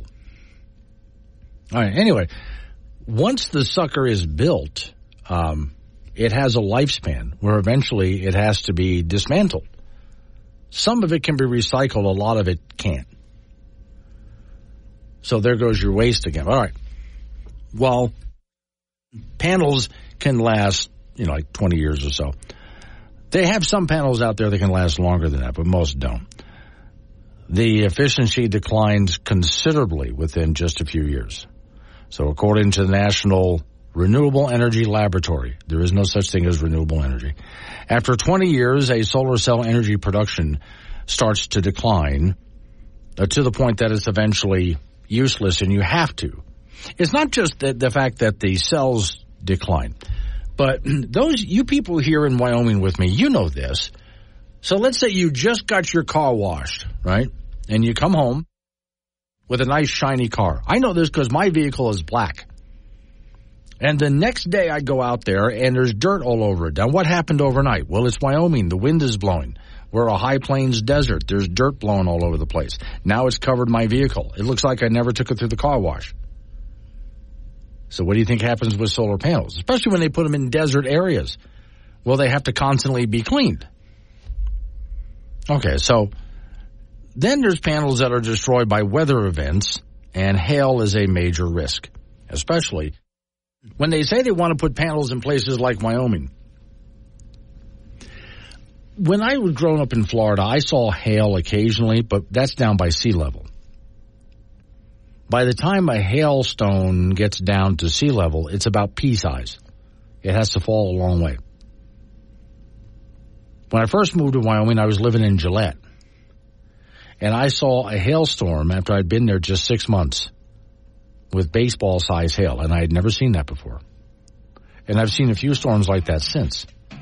Well, welcome to this part of the country, or that part of Texas, for that matter. Okay, you got to think of these unintended consequences. From Evansville, Woody Do, the same thing is going to happen to the solar farm in Cheyenne. Exactly. I-80 John over there in Grand Canyon. Maybe the environmentalist wackos think they can power the green agenda with fusion reactors powered by matter, antimatter, focused into a dilithium chamber.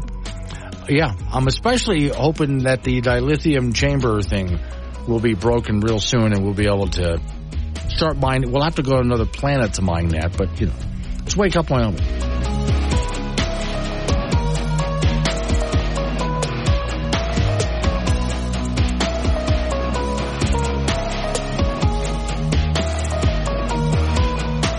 Sunday. You asked for an expert, but we didn't have the budget for that. Wake Up Wyoming with Glenn Woods, weekdays 6 to 10 a.m. and 24/7 on the Wake Up Wyoming app. 8:36. It's Wake Up Wyoming. My name is Glenn Woods. Thanks for joining me. Morning 70s boomer. He sends me this note. Hi, Glenn, in honor of veterans, Vietnam veterans. Tomorrow is National Vietnam War Veterans Day. Thank you for telling me that. I did not know that. Some people sent me pictures of the massive solar farm south of Cheyenne, which, having lived in that area, you people in Cheyenne, you know this. And those people who live just south of Cheyenne in Colorado, you know this. You get hailstorms there from time to time. So if you're going to put up a solar farm that is that big, and it's a big sucker, it's not a matter of if at some point that's going to get taken out by hailstorms. It's going to happen, which makes me wonder, why would you build it there? Did you not ask? Okay. You should have asked some questions. We would love to put it in this area. It's bright, it's open, it's sunny. Any possible hazards out here? Anything? And maybe some locals could have told you a couple of things. Maybe talk with some meteorologists or something like that. Anyway.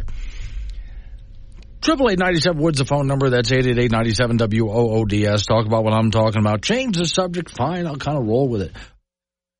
Headline, Federal Appeals Court in Pennsylvania must count mail-in ballots with dates and signatures.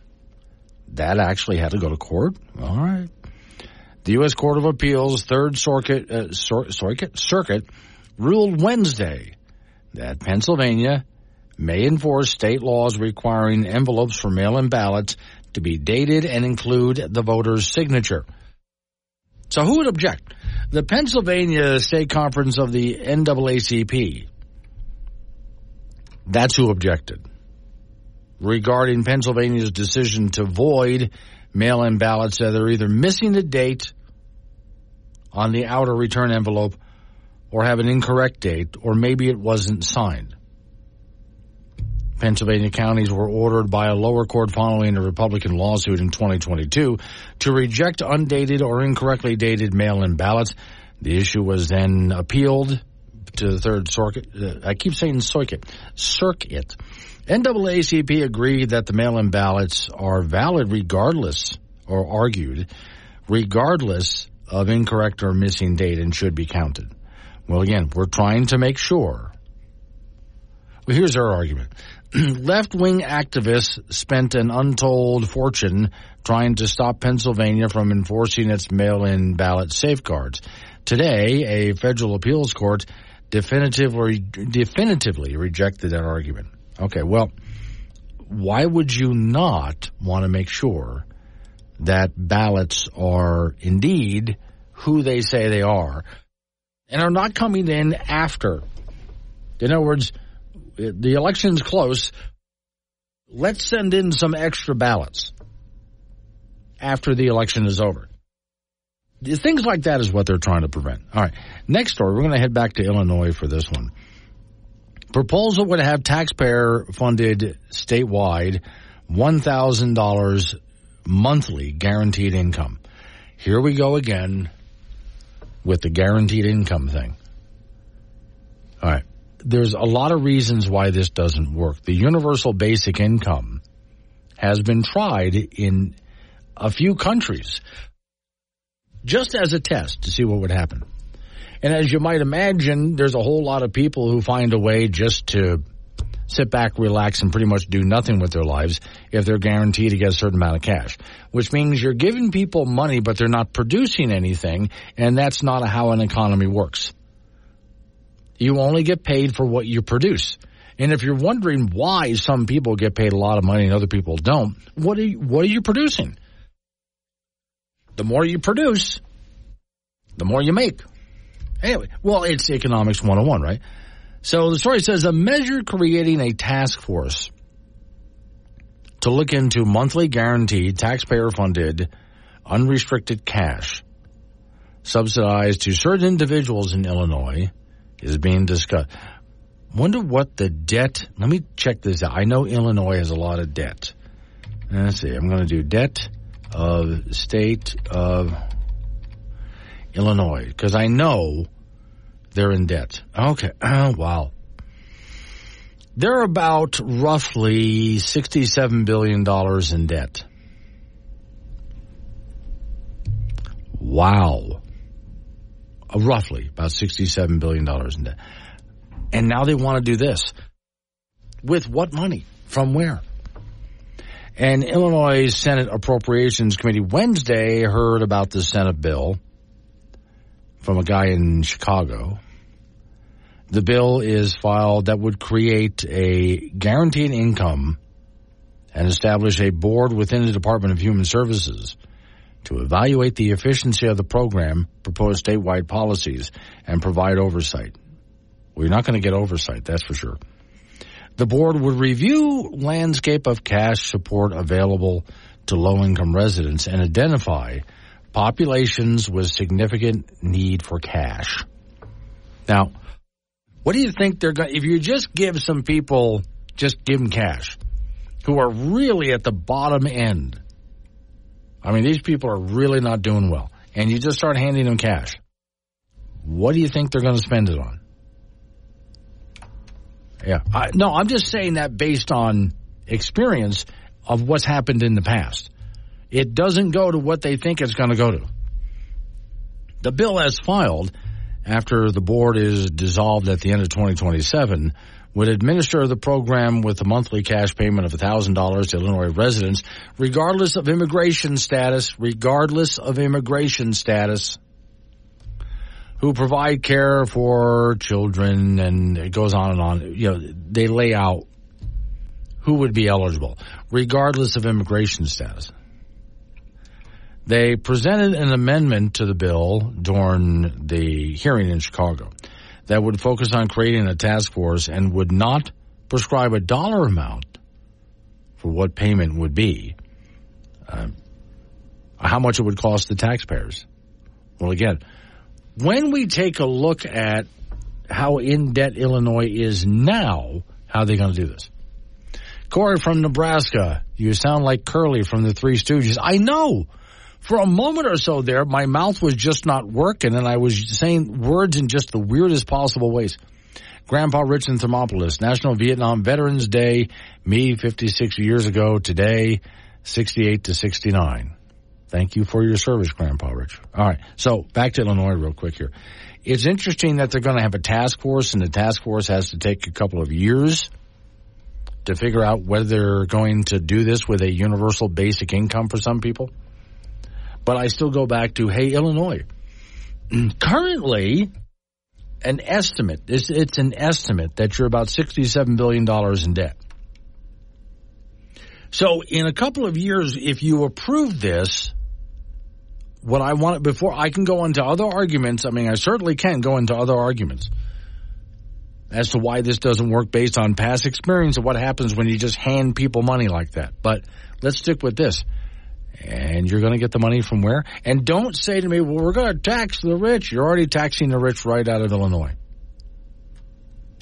Just go talk to DJ from Gillette, who her and her husband left for exactly that reason. That's just enough with the taxes already. I mean, when someone's property taxes are higher than the mortgage, it's probably time to pack up and leave.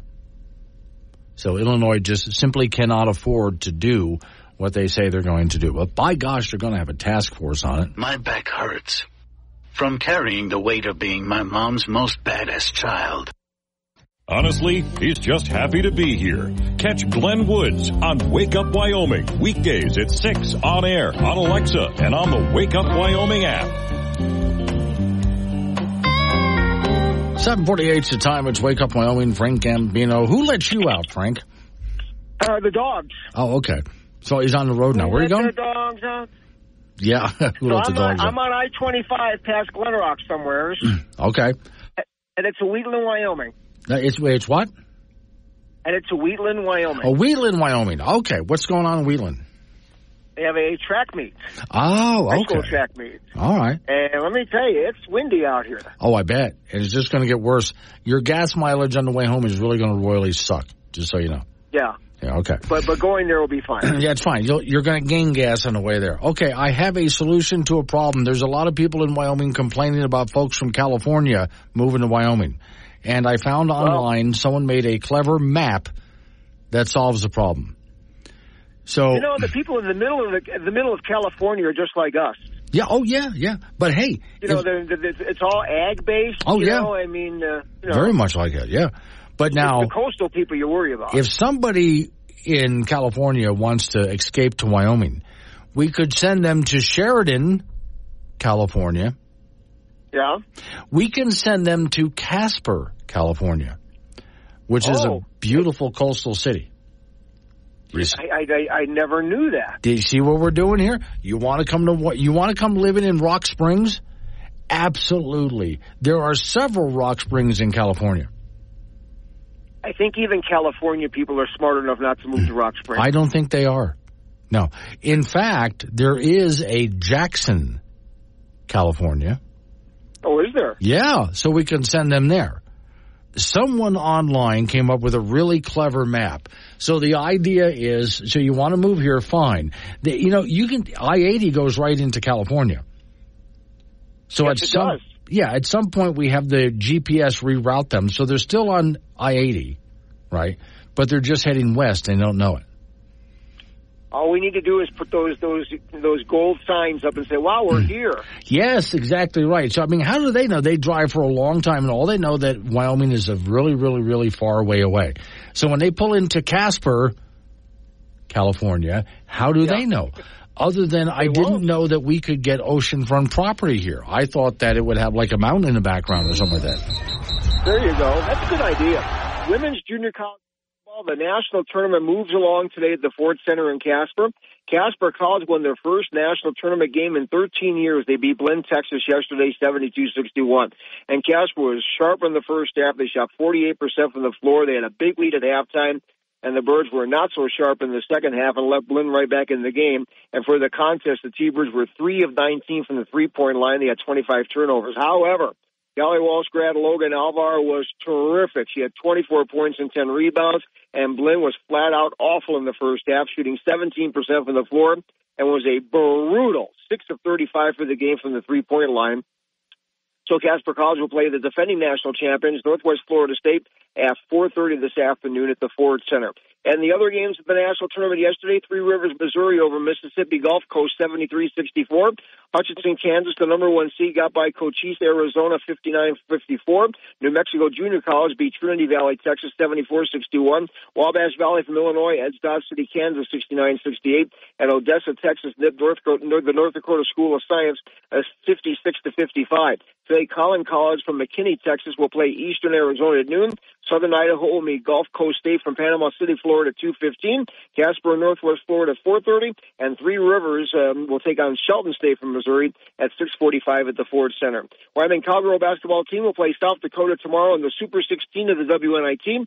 Cowgirls after that 80-64 win over Texas San Antonio in the tournament on Sunday sits at 17-14 on the year. South Dakota advanced to this round, beating Northern Arizona. So South Dakota's 23-12. That's a 6:30 start from the AA in Laramie tomorrow night. The men's NCAA basketball tournament resumes tonight with the Sweet 16. San Diego State, the last remaining Mountain West Conference team, will play the top seed in the tournament, Connecticut, tonight. And these two teams played for the national championship last season, with Connecticut winning that deal. Also tonight, Illinois will play Iowa State. Clemson plays Arizona, and North Carolina will play Alabama. Major League Baseball, it's opening day. The Colorado Rockies will start the 2024 campaign in Phoenix tonight, taking on the Arizona Diamondbacks, and by all indications, the Rockies will be bad yet again. They did nothing to improve themselves in the offseason. They lost 103 games a year ago. The question is, will they lose 100 games or more this season? And I would bet that they will, because they're going to be bad. So I would say then that they start by losing tonight. Probably. No. The Rockies at some juncture between now and the 4th of July will have a big, like, hey, we're actually not so bad. Yeah. And then reality sets in. Oh, okay. At some point they start getting tired and they had too much beer. Among other things. Among other things. I wasn't going, well, they live in Colorado, Frank. You know. Yeah, very true. Yeah, okay. Careful on the road. Coming up on some local business we have to take care of. And we're going to roll into news time after that. National local update on the weather forecast. Open phones, 888-97 Woods. That's 888-97 WOODS. Wake up, Wyoming.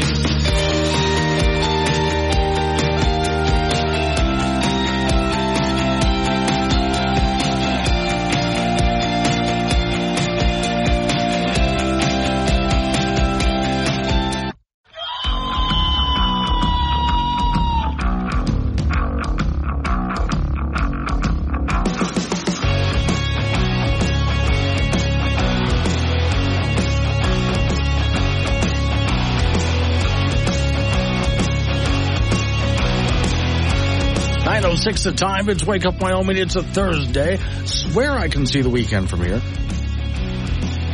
Oh, hey, Cheyenne, Wyoming. Okay, so tonight, Thankful Thursday in Cheyenne, Wyoming. So if you like going to Thankful Thursdays, I'll be there tonight with Alf and the whole gang. Today's show is sponsored by the Reversible Bidet. It's refreshing for both ends. And now in soothing menthol. Oh, love that soothing menthol. Although that's probably banned by the Biden administration. You can't have menthol. Warning, this show contains reference to guns, liberty, limited government, low taxation, the cult of climate change, free thinking, cigar smoking, short people, rubber chickens, Karen's bureaucracy, liberal buzzwords, tour runs, traffic, toilets, terrible jokes, and more. No apologies will be issued. Guest callers may express any opinion they want without fear of being canceled. Unless you're a loudmouth jerk like Dave, then Glenn will hang up on you. Strap in, hold on to your coffee, and feel free to participate.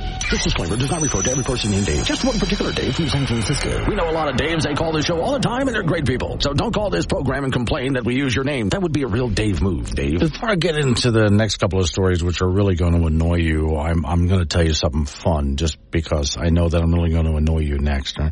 Okay, so yesterday I had to do some things after work, and I'm driving around in a company car.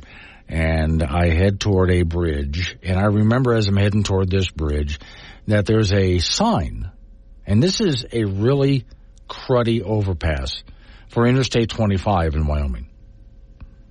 So if you drive under this overpass, you look up, the bridge is old and sad looking, and it goes to a cruddy part of town, too. And the sign is a memorial sign for, and I'm not going to get into who, but there's a memorial sign up there. And I remember when they put the sign up there dedicating that overpass to that gentleman who has since passed away, but in memorial of him. And when that sign was put up there, I remember there was a big ceremony, and even the governor drove all the way out. And so I stood there talking with Governor Mark Gordon, and he did a little bit of a ceremony, and they revealed the sign. Everybody applauded. And I'm thinking, and I'm putting this out there to anybody who's listening. So someday when I'm dead and gone, I have no idea why anybody would want to remember me or memorialize me. I'd rather you didn't. But if you did anyway, for the love of God, please do not make some sign at the bottom of a really cruddy overpass that goes into the cruddy part of town. Please don't do that. Do something else. So I'm driving under this sign thinking, really, I would hate to have that as my memorial.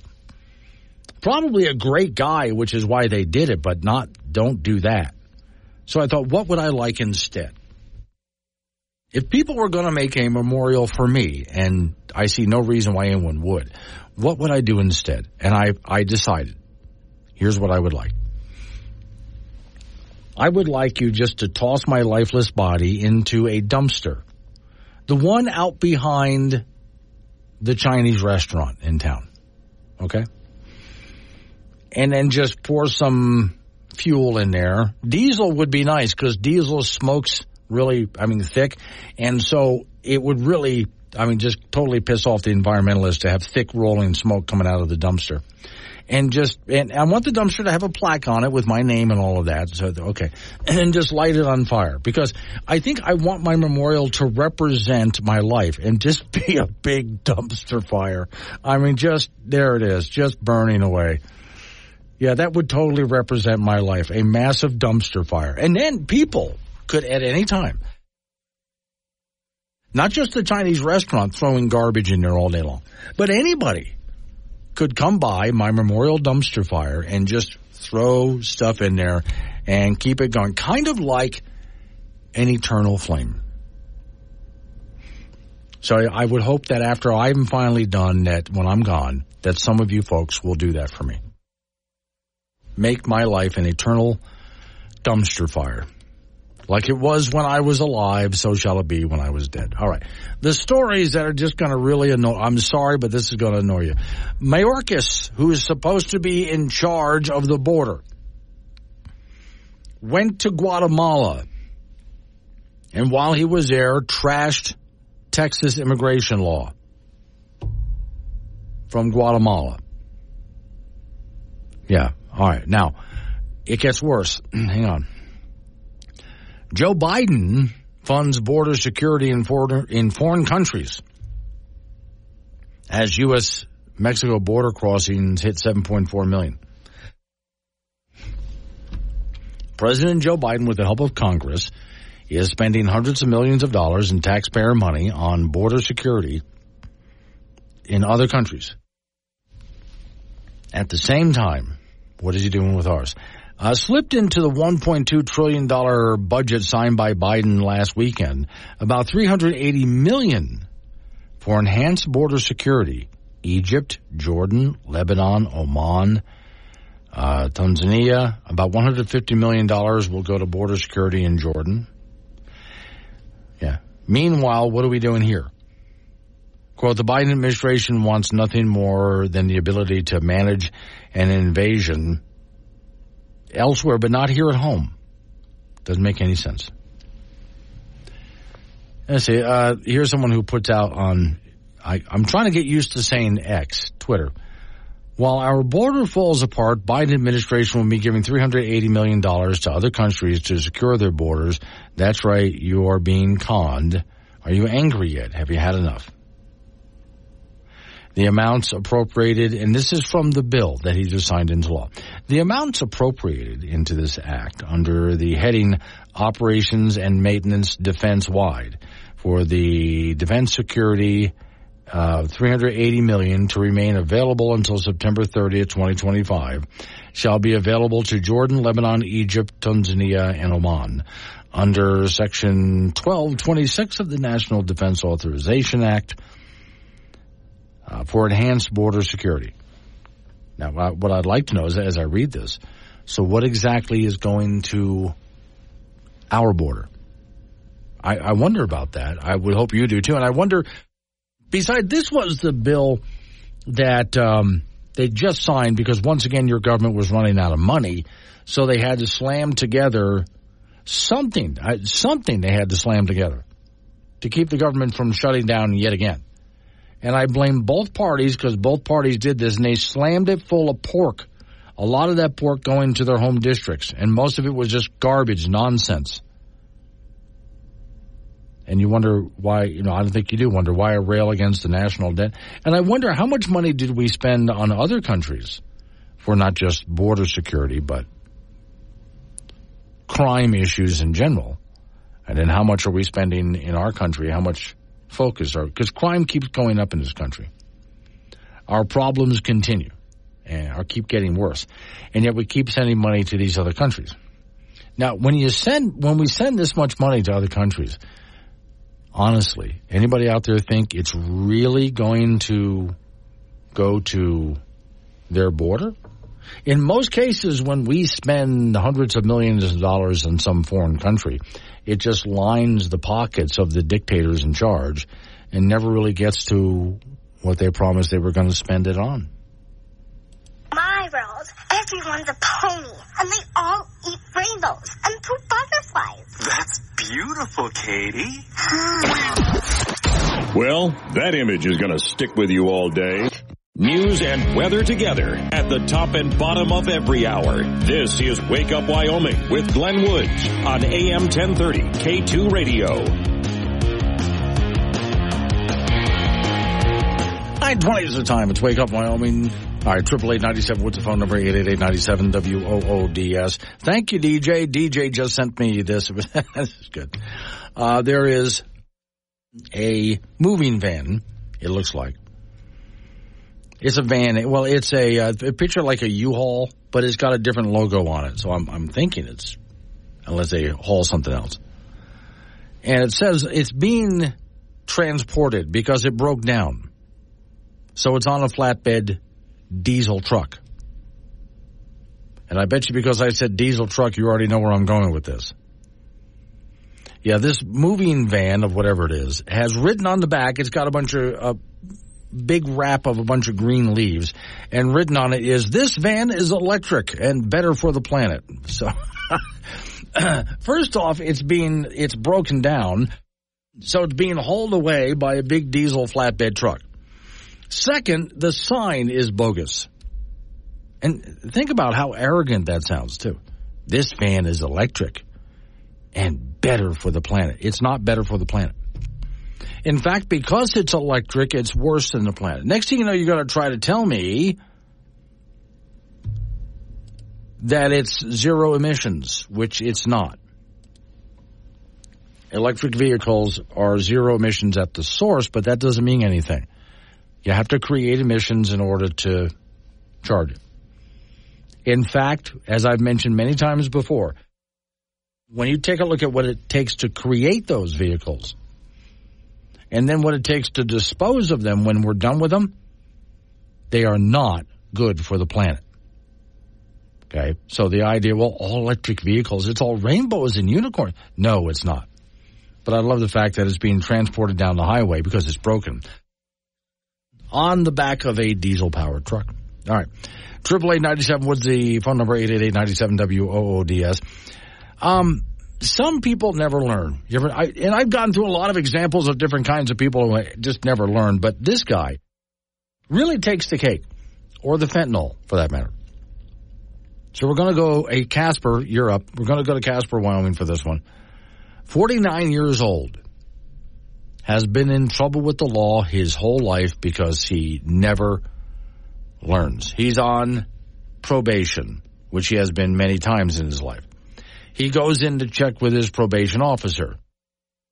Now, I don't know anything about this. I just learned this morning. Apparently, when you go to check in with your probation officer, they not only talk to you, look at you, probably get you to pee in a cup. I don't know. I've never done it. But then they go out and check your vehicle. Oh, you might want to clean out your vehicle. So this genius is now facing among his other charges he's on probation for, 4 felony charges for having drugs in his vehicle and also a weapon that he's not allowed to have a gun. Well, he's been convicted of felonies. Okay. 1 charge is related to meth, the other to fentanyl. He also faces 1 count of possession, felony amounts of meth and fentanyl, and 1 count of possession of that firearm. And I like this. I'm reading from Cowboy State Daily, and it says in the back of his car they found lots of drugs. Oh, this guy's just a genius. So, okay, they go out, they inspect the truck. It's a pickup truck. 167.1 grams of a substance tested positive for meth. 160 pills that tested positive for fentanyl. And then it talks about the 9mm semi-automatic handgun. Now, here it gets better. A digital scale and a plastic jeweler baggies, which means he's also a dealer. And when you look at this guy's rap sheet, it just goes on and on and on. He's been like this his entire life. Mary is in Casper. Hello, Mary. You there, Mary? Yes. Yes, what you got for me? Oh, I was listening to the U-Haul that was being hauled with all of its signs. Well, every one of those signs really does apply. Yeah. It really is truthful to the guy that's being hauled. He isn't using any power. No, he's Yay not. for him. He isn't creating any emissions. No. Yay for him. Yes, so there you go. So he's saving the planet. Yep. Oh, you Mary, by you're a letting genius. somebody else do it. Okay, thank you, Mary. Oh, that's great. I like Mary. She's good. Yeah, the guy in the van, who this is an electric van, therefore better for the planet. You're right. He's not doing anything to harm the planet. It's the guy who's driving the diesel truck who's hauling him that's doing all the damage to the planet, but he's not doing any damage to the planet whatsoever. Brilliant, Mary. Absolutely brilliant. I really do get bothered when even when I read stories, when I read news stories to you guys that have to do with wind and solar and electric vehicles and stuff like that. Even our side of the argument, those who have problems with it, based on things like reality, we have problems with it. Articles are written using clean, green, sustainable. Yeah. And I have said many times, and other people have said, if you're going to talk about these things, would you please stop using those words because it's not true. If you're driving an electric vehicle, it is not clean or green or sustainable or affordable or reliable, and it's definitely not zero emissions. None of that's true. Would you please quit using that terminology? I've worked to use it, quit using it as well. I really have. Because I want to use more of a sense of reality when I talk about it. Scott is in Denver. Hello, Scott. Or new from Denver? Are you from Denver? Are you in Wyoming now? I am. Okay. I'm ex-Nebraskan, moving from Denver. Oh, okay. Okay. I'm glad that you were able to escape. So you're here to take the citizenship oath?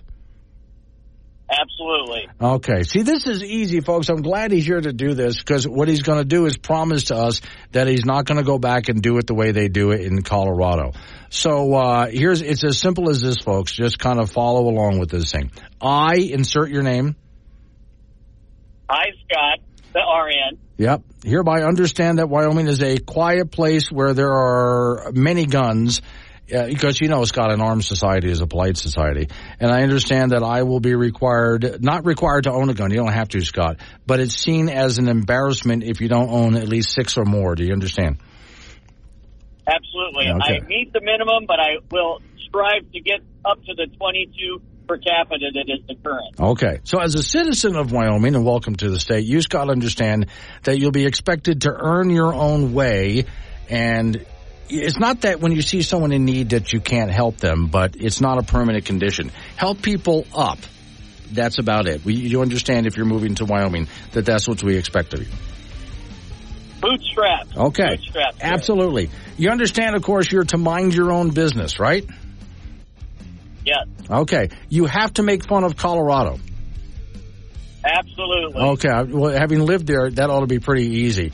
And you promise never to ask where the safe space is. You're going to cowboy up when you're in trouble, right? Absolutely. Scott, welcome to Wyoming.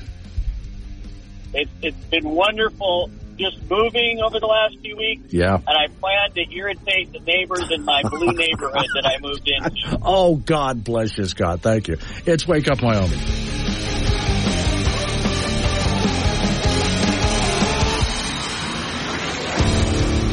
Sunday. You need to know quicker than the morning paper or the 5 o'clock news. You need Wake Up Wyoming with Glenn Woods. Mornings on K2 Radio.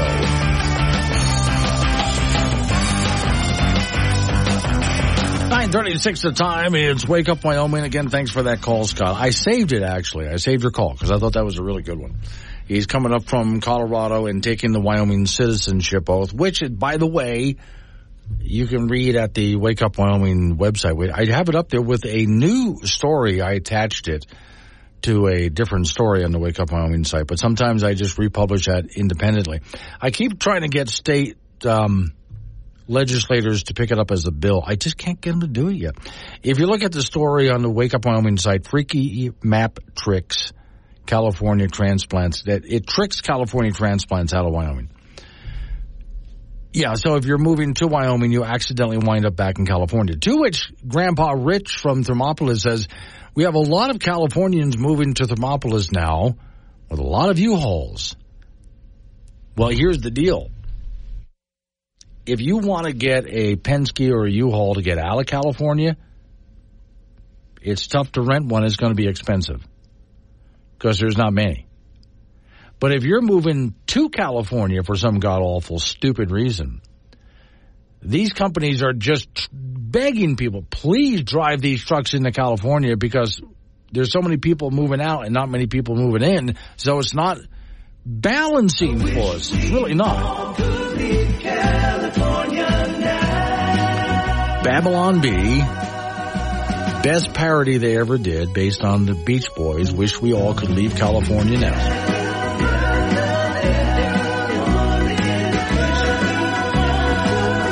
And then Miss Mary reminded me a little while ago, just a very little while ago, I wrote a parody song and I sent it to somebody to record, and he did a great job, just a phenomenally good job. The Beverly Hillbillies, way back when, the Beverly Hillbillies, remember Uncle Jed struck oil, and that made them rich, so they moved to Beverly Hills. Now, what if that were to happen today? Yeah, with the way Hollywood is, Beverly Hills, everybody's anti-oil and et cetera, there's no way they could live there. So if the Beverly Hills are still there today, that means everything's going to happen in reverse. Come and listen to my story about a man named Jed. A poor mountaineer barely kept his family fed. Then one day he was shooting at some food, and up through the ground came a bubbling crude. Now he's a rich white guy living in Beverly Hills. Liberals, Botox, hypocrites, gun control. Well, the first thing you know, they tax his underwear. Ken folks said, Jed, move away from there. Said, California is the place you need to leave. So they loaded up the truck and they moved to Tennessee. Low taxes, coal mines, and diesel trucks. Come visit. Set a spell. Take your shoes off. Y'all come back now, you hear? Yeah, I think he did such a great job on that. And don't forget, folks, I have a business opportunity for both California and Colorado, people who live on the border. So for you who live in Cheyenne, for example, in Laramie County, this is the perfect business opportunity for you. And it's also a great business opportunity for people who are on border states with California. Since so many things are being banned in California, I decided to open up a chain of retail stores where folks can go buy what was banned and sneak it back into California. Hey friends, do you find yourself living in California and able to buy less and less of the basic fun and necessities of life? Well, now you can. Shop free at will because of a new chain of stores opening up on the California border. It's Banned in California. Yes, Banned in California provides all the products that you're no longer allowed to buy inside the California border. Guys, have you been wanting to buy that new fur coat for the little lady? What about that massive, energy-guzzling, big-screen TV? You'll find it on sale now at Banned in California. Serious lawnmowers that get the job done and big SUVs. And yes, to keep those little kitties happy, get them a Happy Meal with extra trans fats in the food court, of course. And feel free to walk around and smoke inside while the little lady goes to the tanning bed. Yes, Banned in California, now located at every state location along the California border. Open 24 hours a day, 7 days a week. Illegal immigrants on staff to show you how to sneak back across the border with everything you've purchased. I know. I have the same business I'm opening up for Banned in Colorado, too. Now, you know this is going to be a fun call if I'm talking to someone called Crazy Ted. Hello, Ted. Hey, how are you, Glenn? Good, sir. Good morning to you. Morning. This is in reference to your comments yesterday about Joe Biden taking the Amtrak over the bridge. Yes. Well, I wanted to tell you, last year we went on vacation to Yellowstone, and what we did is I kayaked through the mineral hot springs, and then to get home from there, yes. I took a biplane, one of them pedal ones. Oh, yeah. One of them pedal ones. Yeah, I went from Yellowstone to Casper. It only took me 2 weeks. See, now, I'm surprised you just didn't saddle up and ride a bison home. That's what I would have done. Well, that's true. That's true. I'll think of that next time. I do have a tricycle, so I'm going to try that on the next trip. You know, that mineral hot springs right out of Old Faithful, that's good drinking water. You should try it. Take a bath. It is, yeah. That's a good idea. You just gave me another business idea right there. There you go. Bottle that stuff and sell it. You're going to be rich, Ted. You're really going to be rich. Hey there, Colorado. Do you find your state being Californiaized? Do you find that you're able to buy less and less of the basic fun and necessities of life? Well, don't worry. It's Wyoming to the rescue with a new retail store right on the Colorado border on I-25 just south of Cheyenne. It's Banned in Colorado. Want to buy a gas-powered lawnmower or weed whacker? Need a new car but prefer the traditional internal combustion engine? Yes, Banned in Colorado has all the products that are either being outpriced, regulated, or no longer for sale inside the Colorado border, and you'll love our low tobacco prices. Feel free to walk around and smoke inside while the little lady buys her fur coat. You'll love our unlimited supply of assault weapons and ammunition. Carry all your goods out of the store in plastic bags. Yes, Banned in Colorado has a new location 1 mile north of the Colorado border on I-25. For your personal safety and protection, Banned in Colorado is not a gun-free zone. Illegal immigrants on staff to help you sneak back across the border with everything you purchased. Well, that image is going to stick with you all day. Like a strong cup of coffee in the morning. Tasteless, but it'll get you through the day. Wake Up Wyoming with Glenn Woods.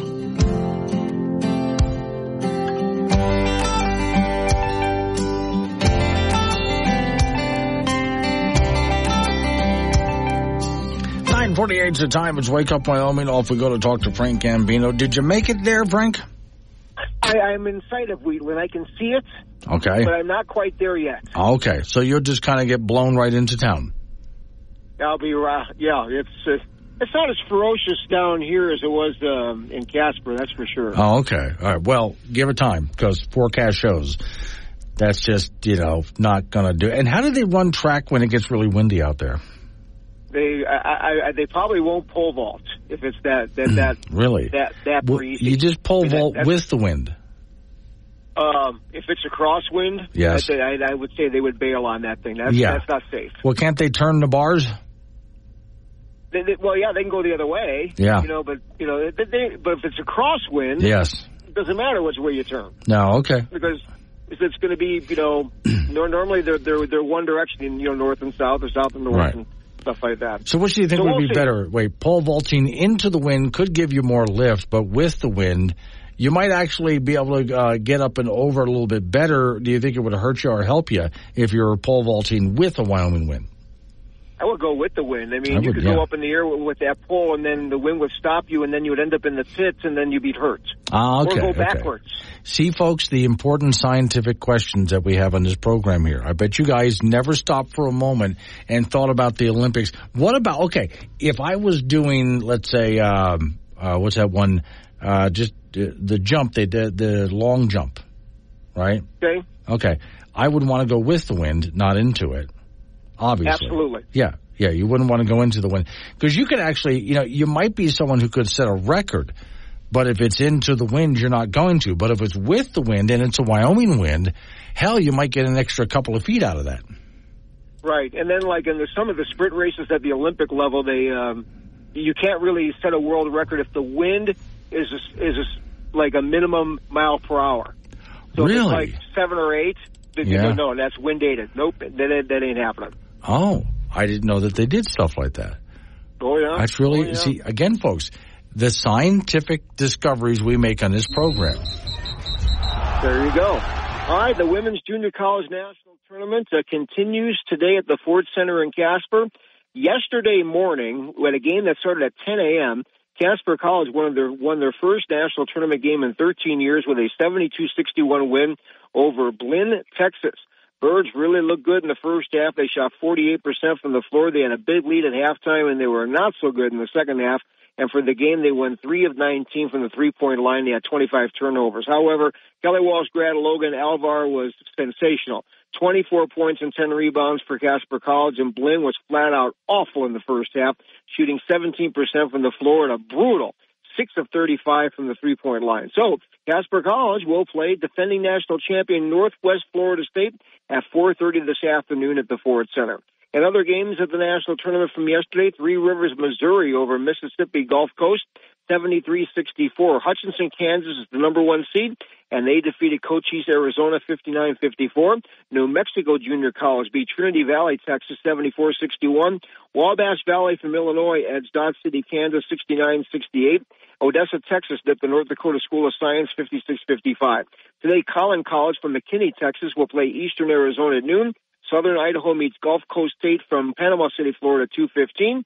Casper, Northwest Florida, 4:30, and Three Rivers will take on Shelton State from Missouri at 6:45, all at the Ford Center. The Wyoming Cowgirl basketball team will play South Dakota tomorrow in the Super 16 of the WNIT. Cowgirls are 17-14 after their win over Texas San Antonio earlier in the tournament. South Dakota is 23-12, and they beat Northern Arizona to get this point. That's a 6:30 start from the AA in Laramie tomorrow night. And the men's NCAA basketball tournament resumes with the Sweet 16. San Diego State, the last remaining Mountain West Conference team to play, and they will play the top seed in the tournament, Connecticut, tonight. Those two teams met for the national championship last season, won by UConn. Also tonight, Illinois plays Iowa State, Clemson takes on Arizona, and North Carolina tangles with Alabama. And that's it in sports. Glenn, with this junior college basketball tournament, it's fun. I mean, that was one of the best Casper sporting events I think I'd ever seen when Casper College won that game yesterday. Okay. I mean, a lot of people there. Matter of fact, I think the college is going to close early at 3 o'clock so all the employees can go, and I think the school's buying the employees the tickets. Wow. Okay. Have a good time. Hey, I have a prediction for the Colorado Rockies. They are going to suck. They're going to do the impossible. They're going to suck just a little bit more than they did last year. And the reason I say the impossible, because last year people were saying they couldn't possibly suck anymore. That would be impossible to suck as more than they did. But I think they're going to suck just a little bit more, proving all of their critics wrong once again. Okay, that includes me. Yes, that would be. Yes. All right. Thank you, Frank. Have a good time out there. Coming up on some local business that we have to take care of. We're going to roll into news time after that. That's going to be national, local update on your weather forecast. Hey, Cheyenne, Wyoming, Thankful Thursday tonight. Join me there as we raise money for a good cause. Let's wake up, Wyoming.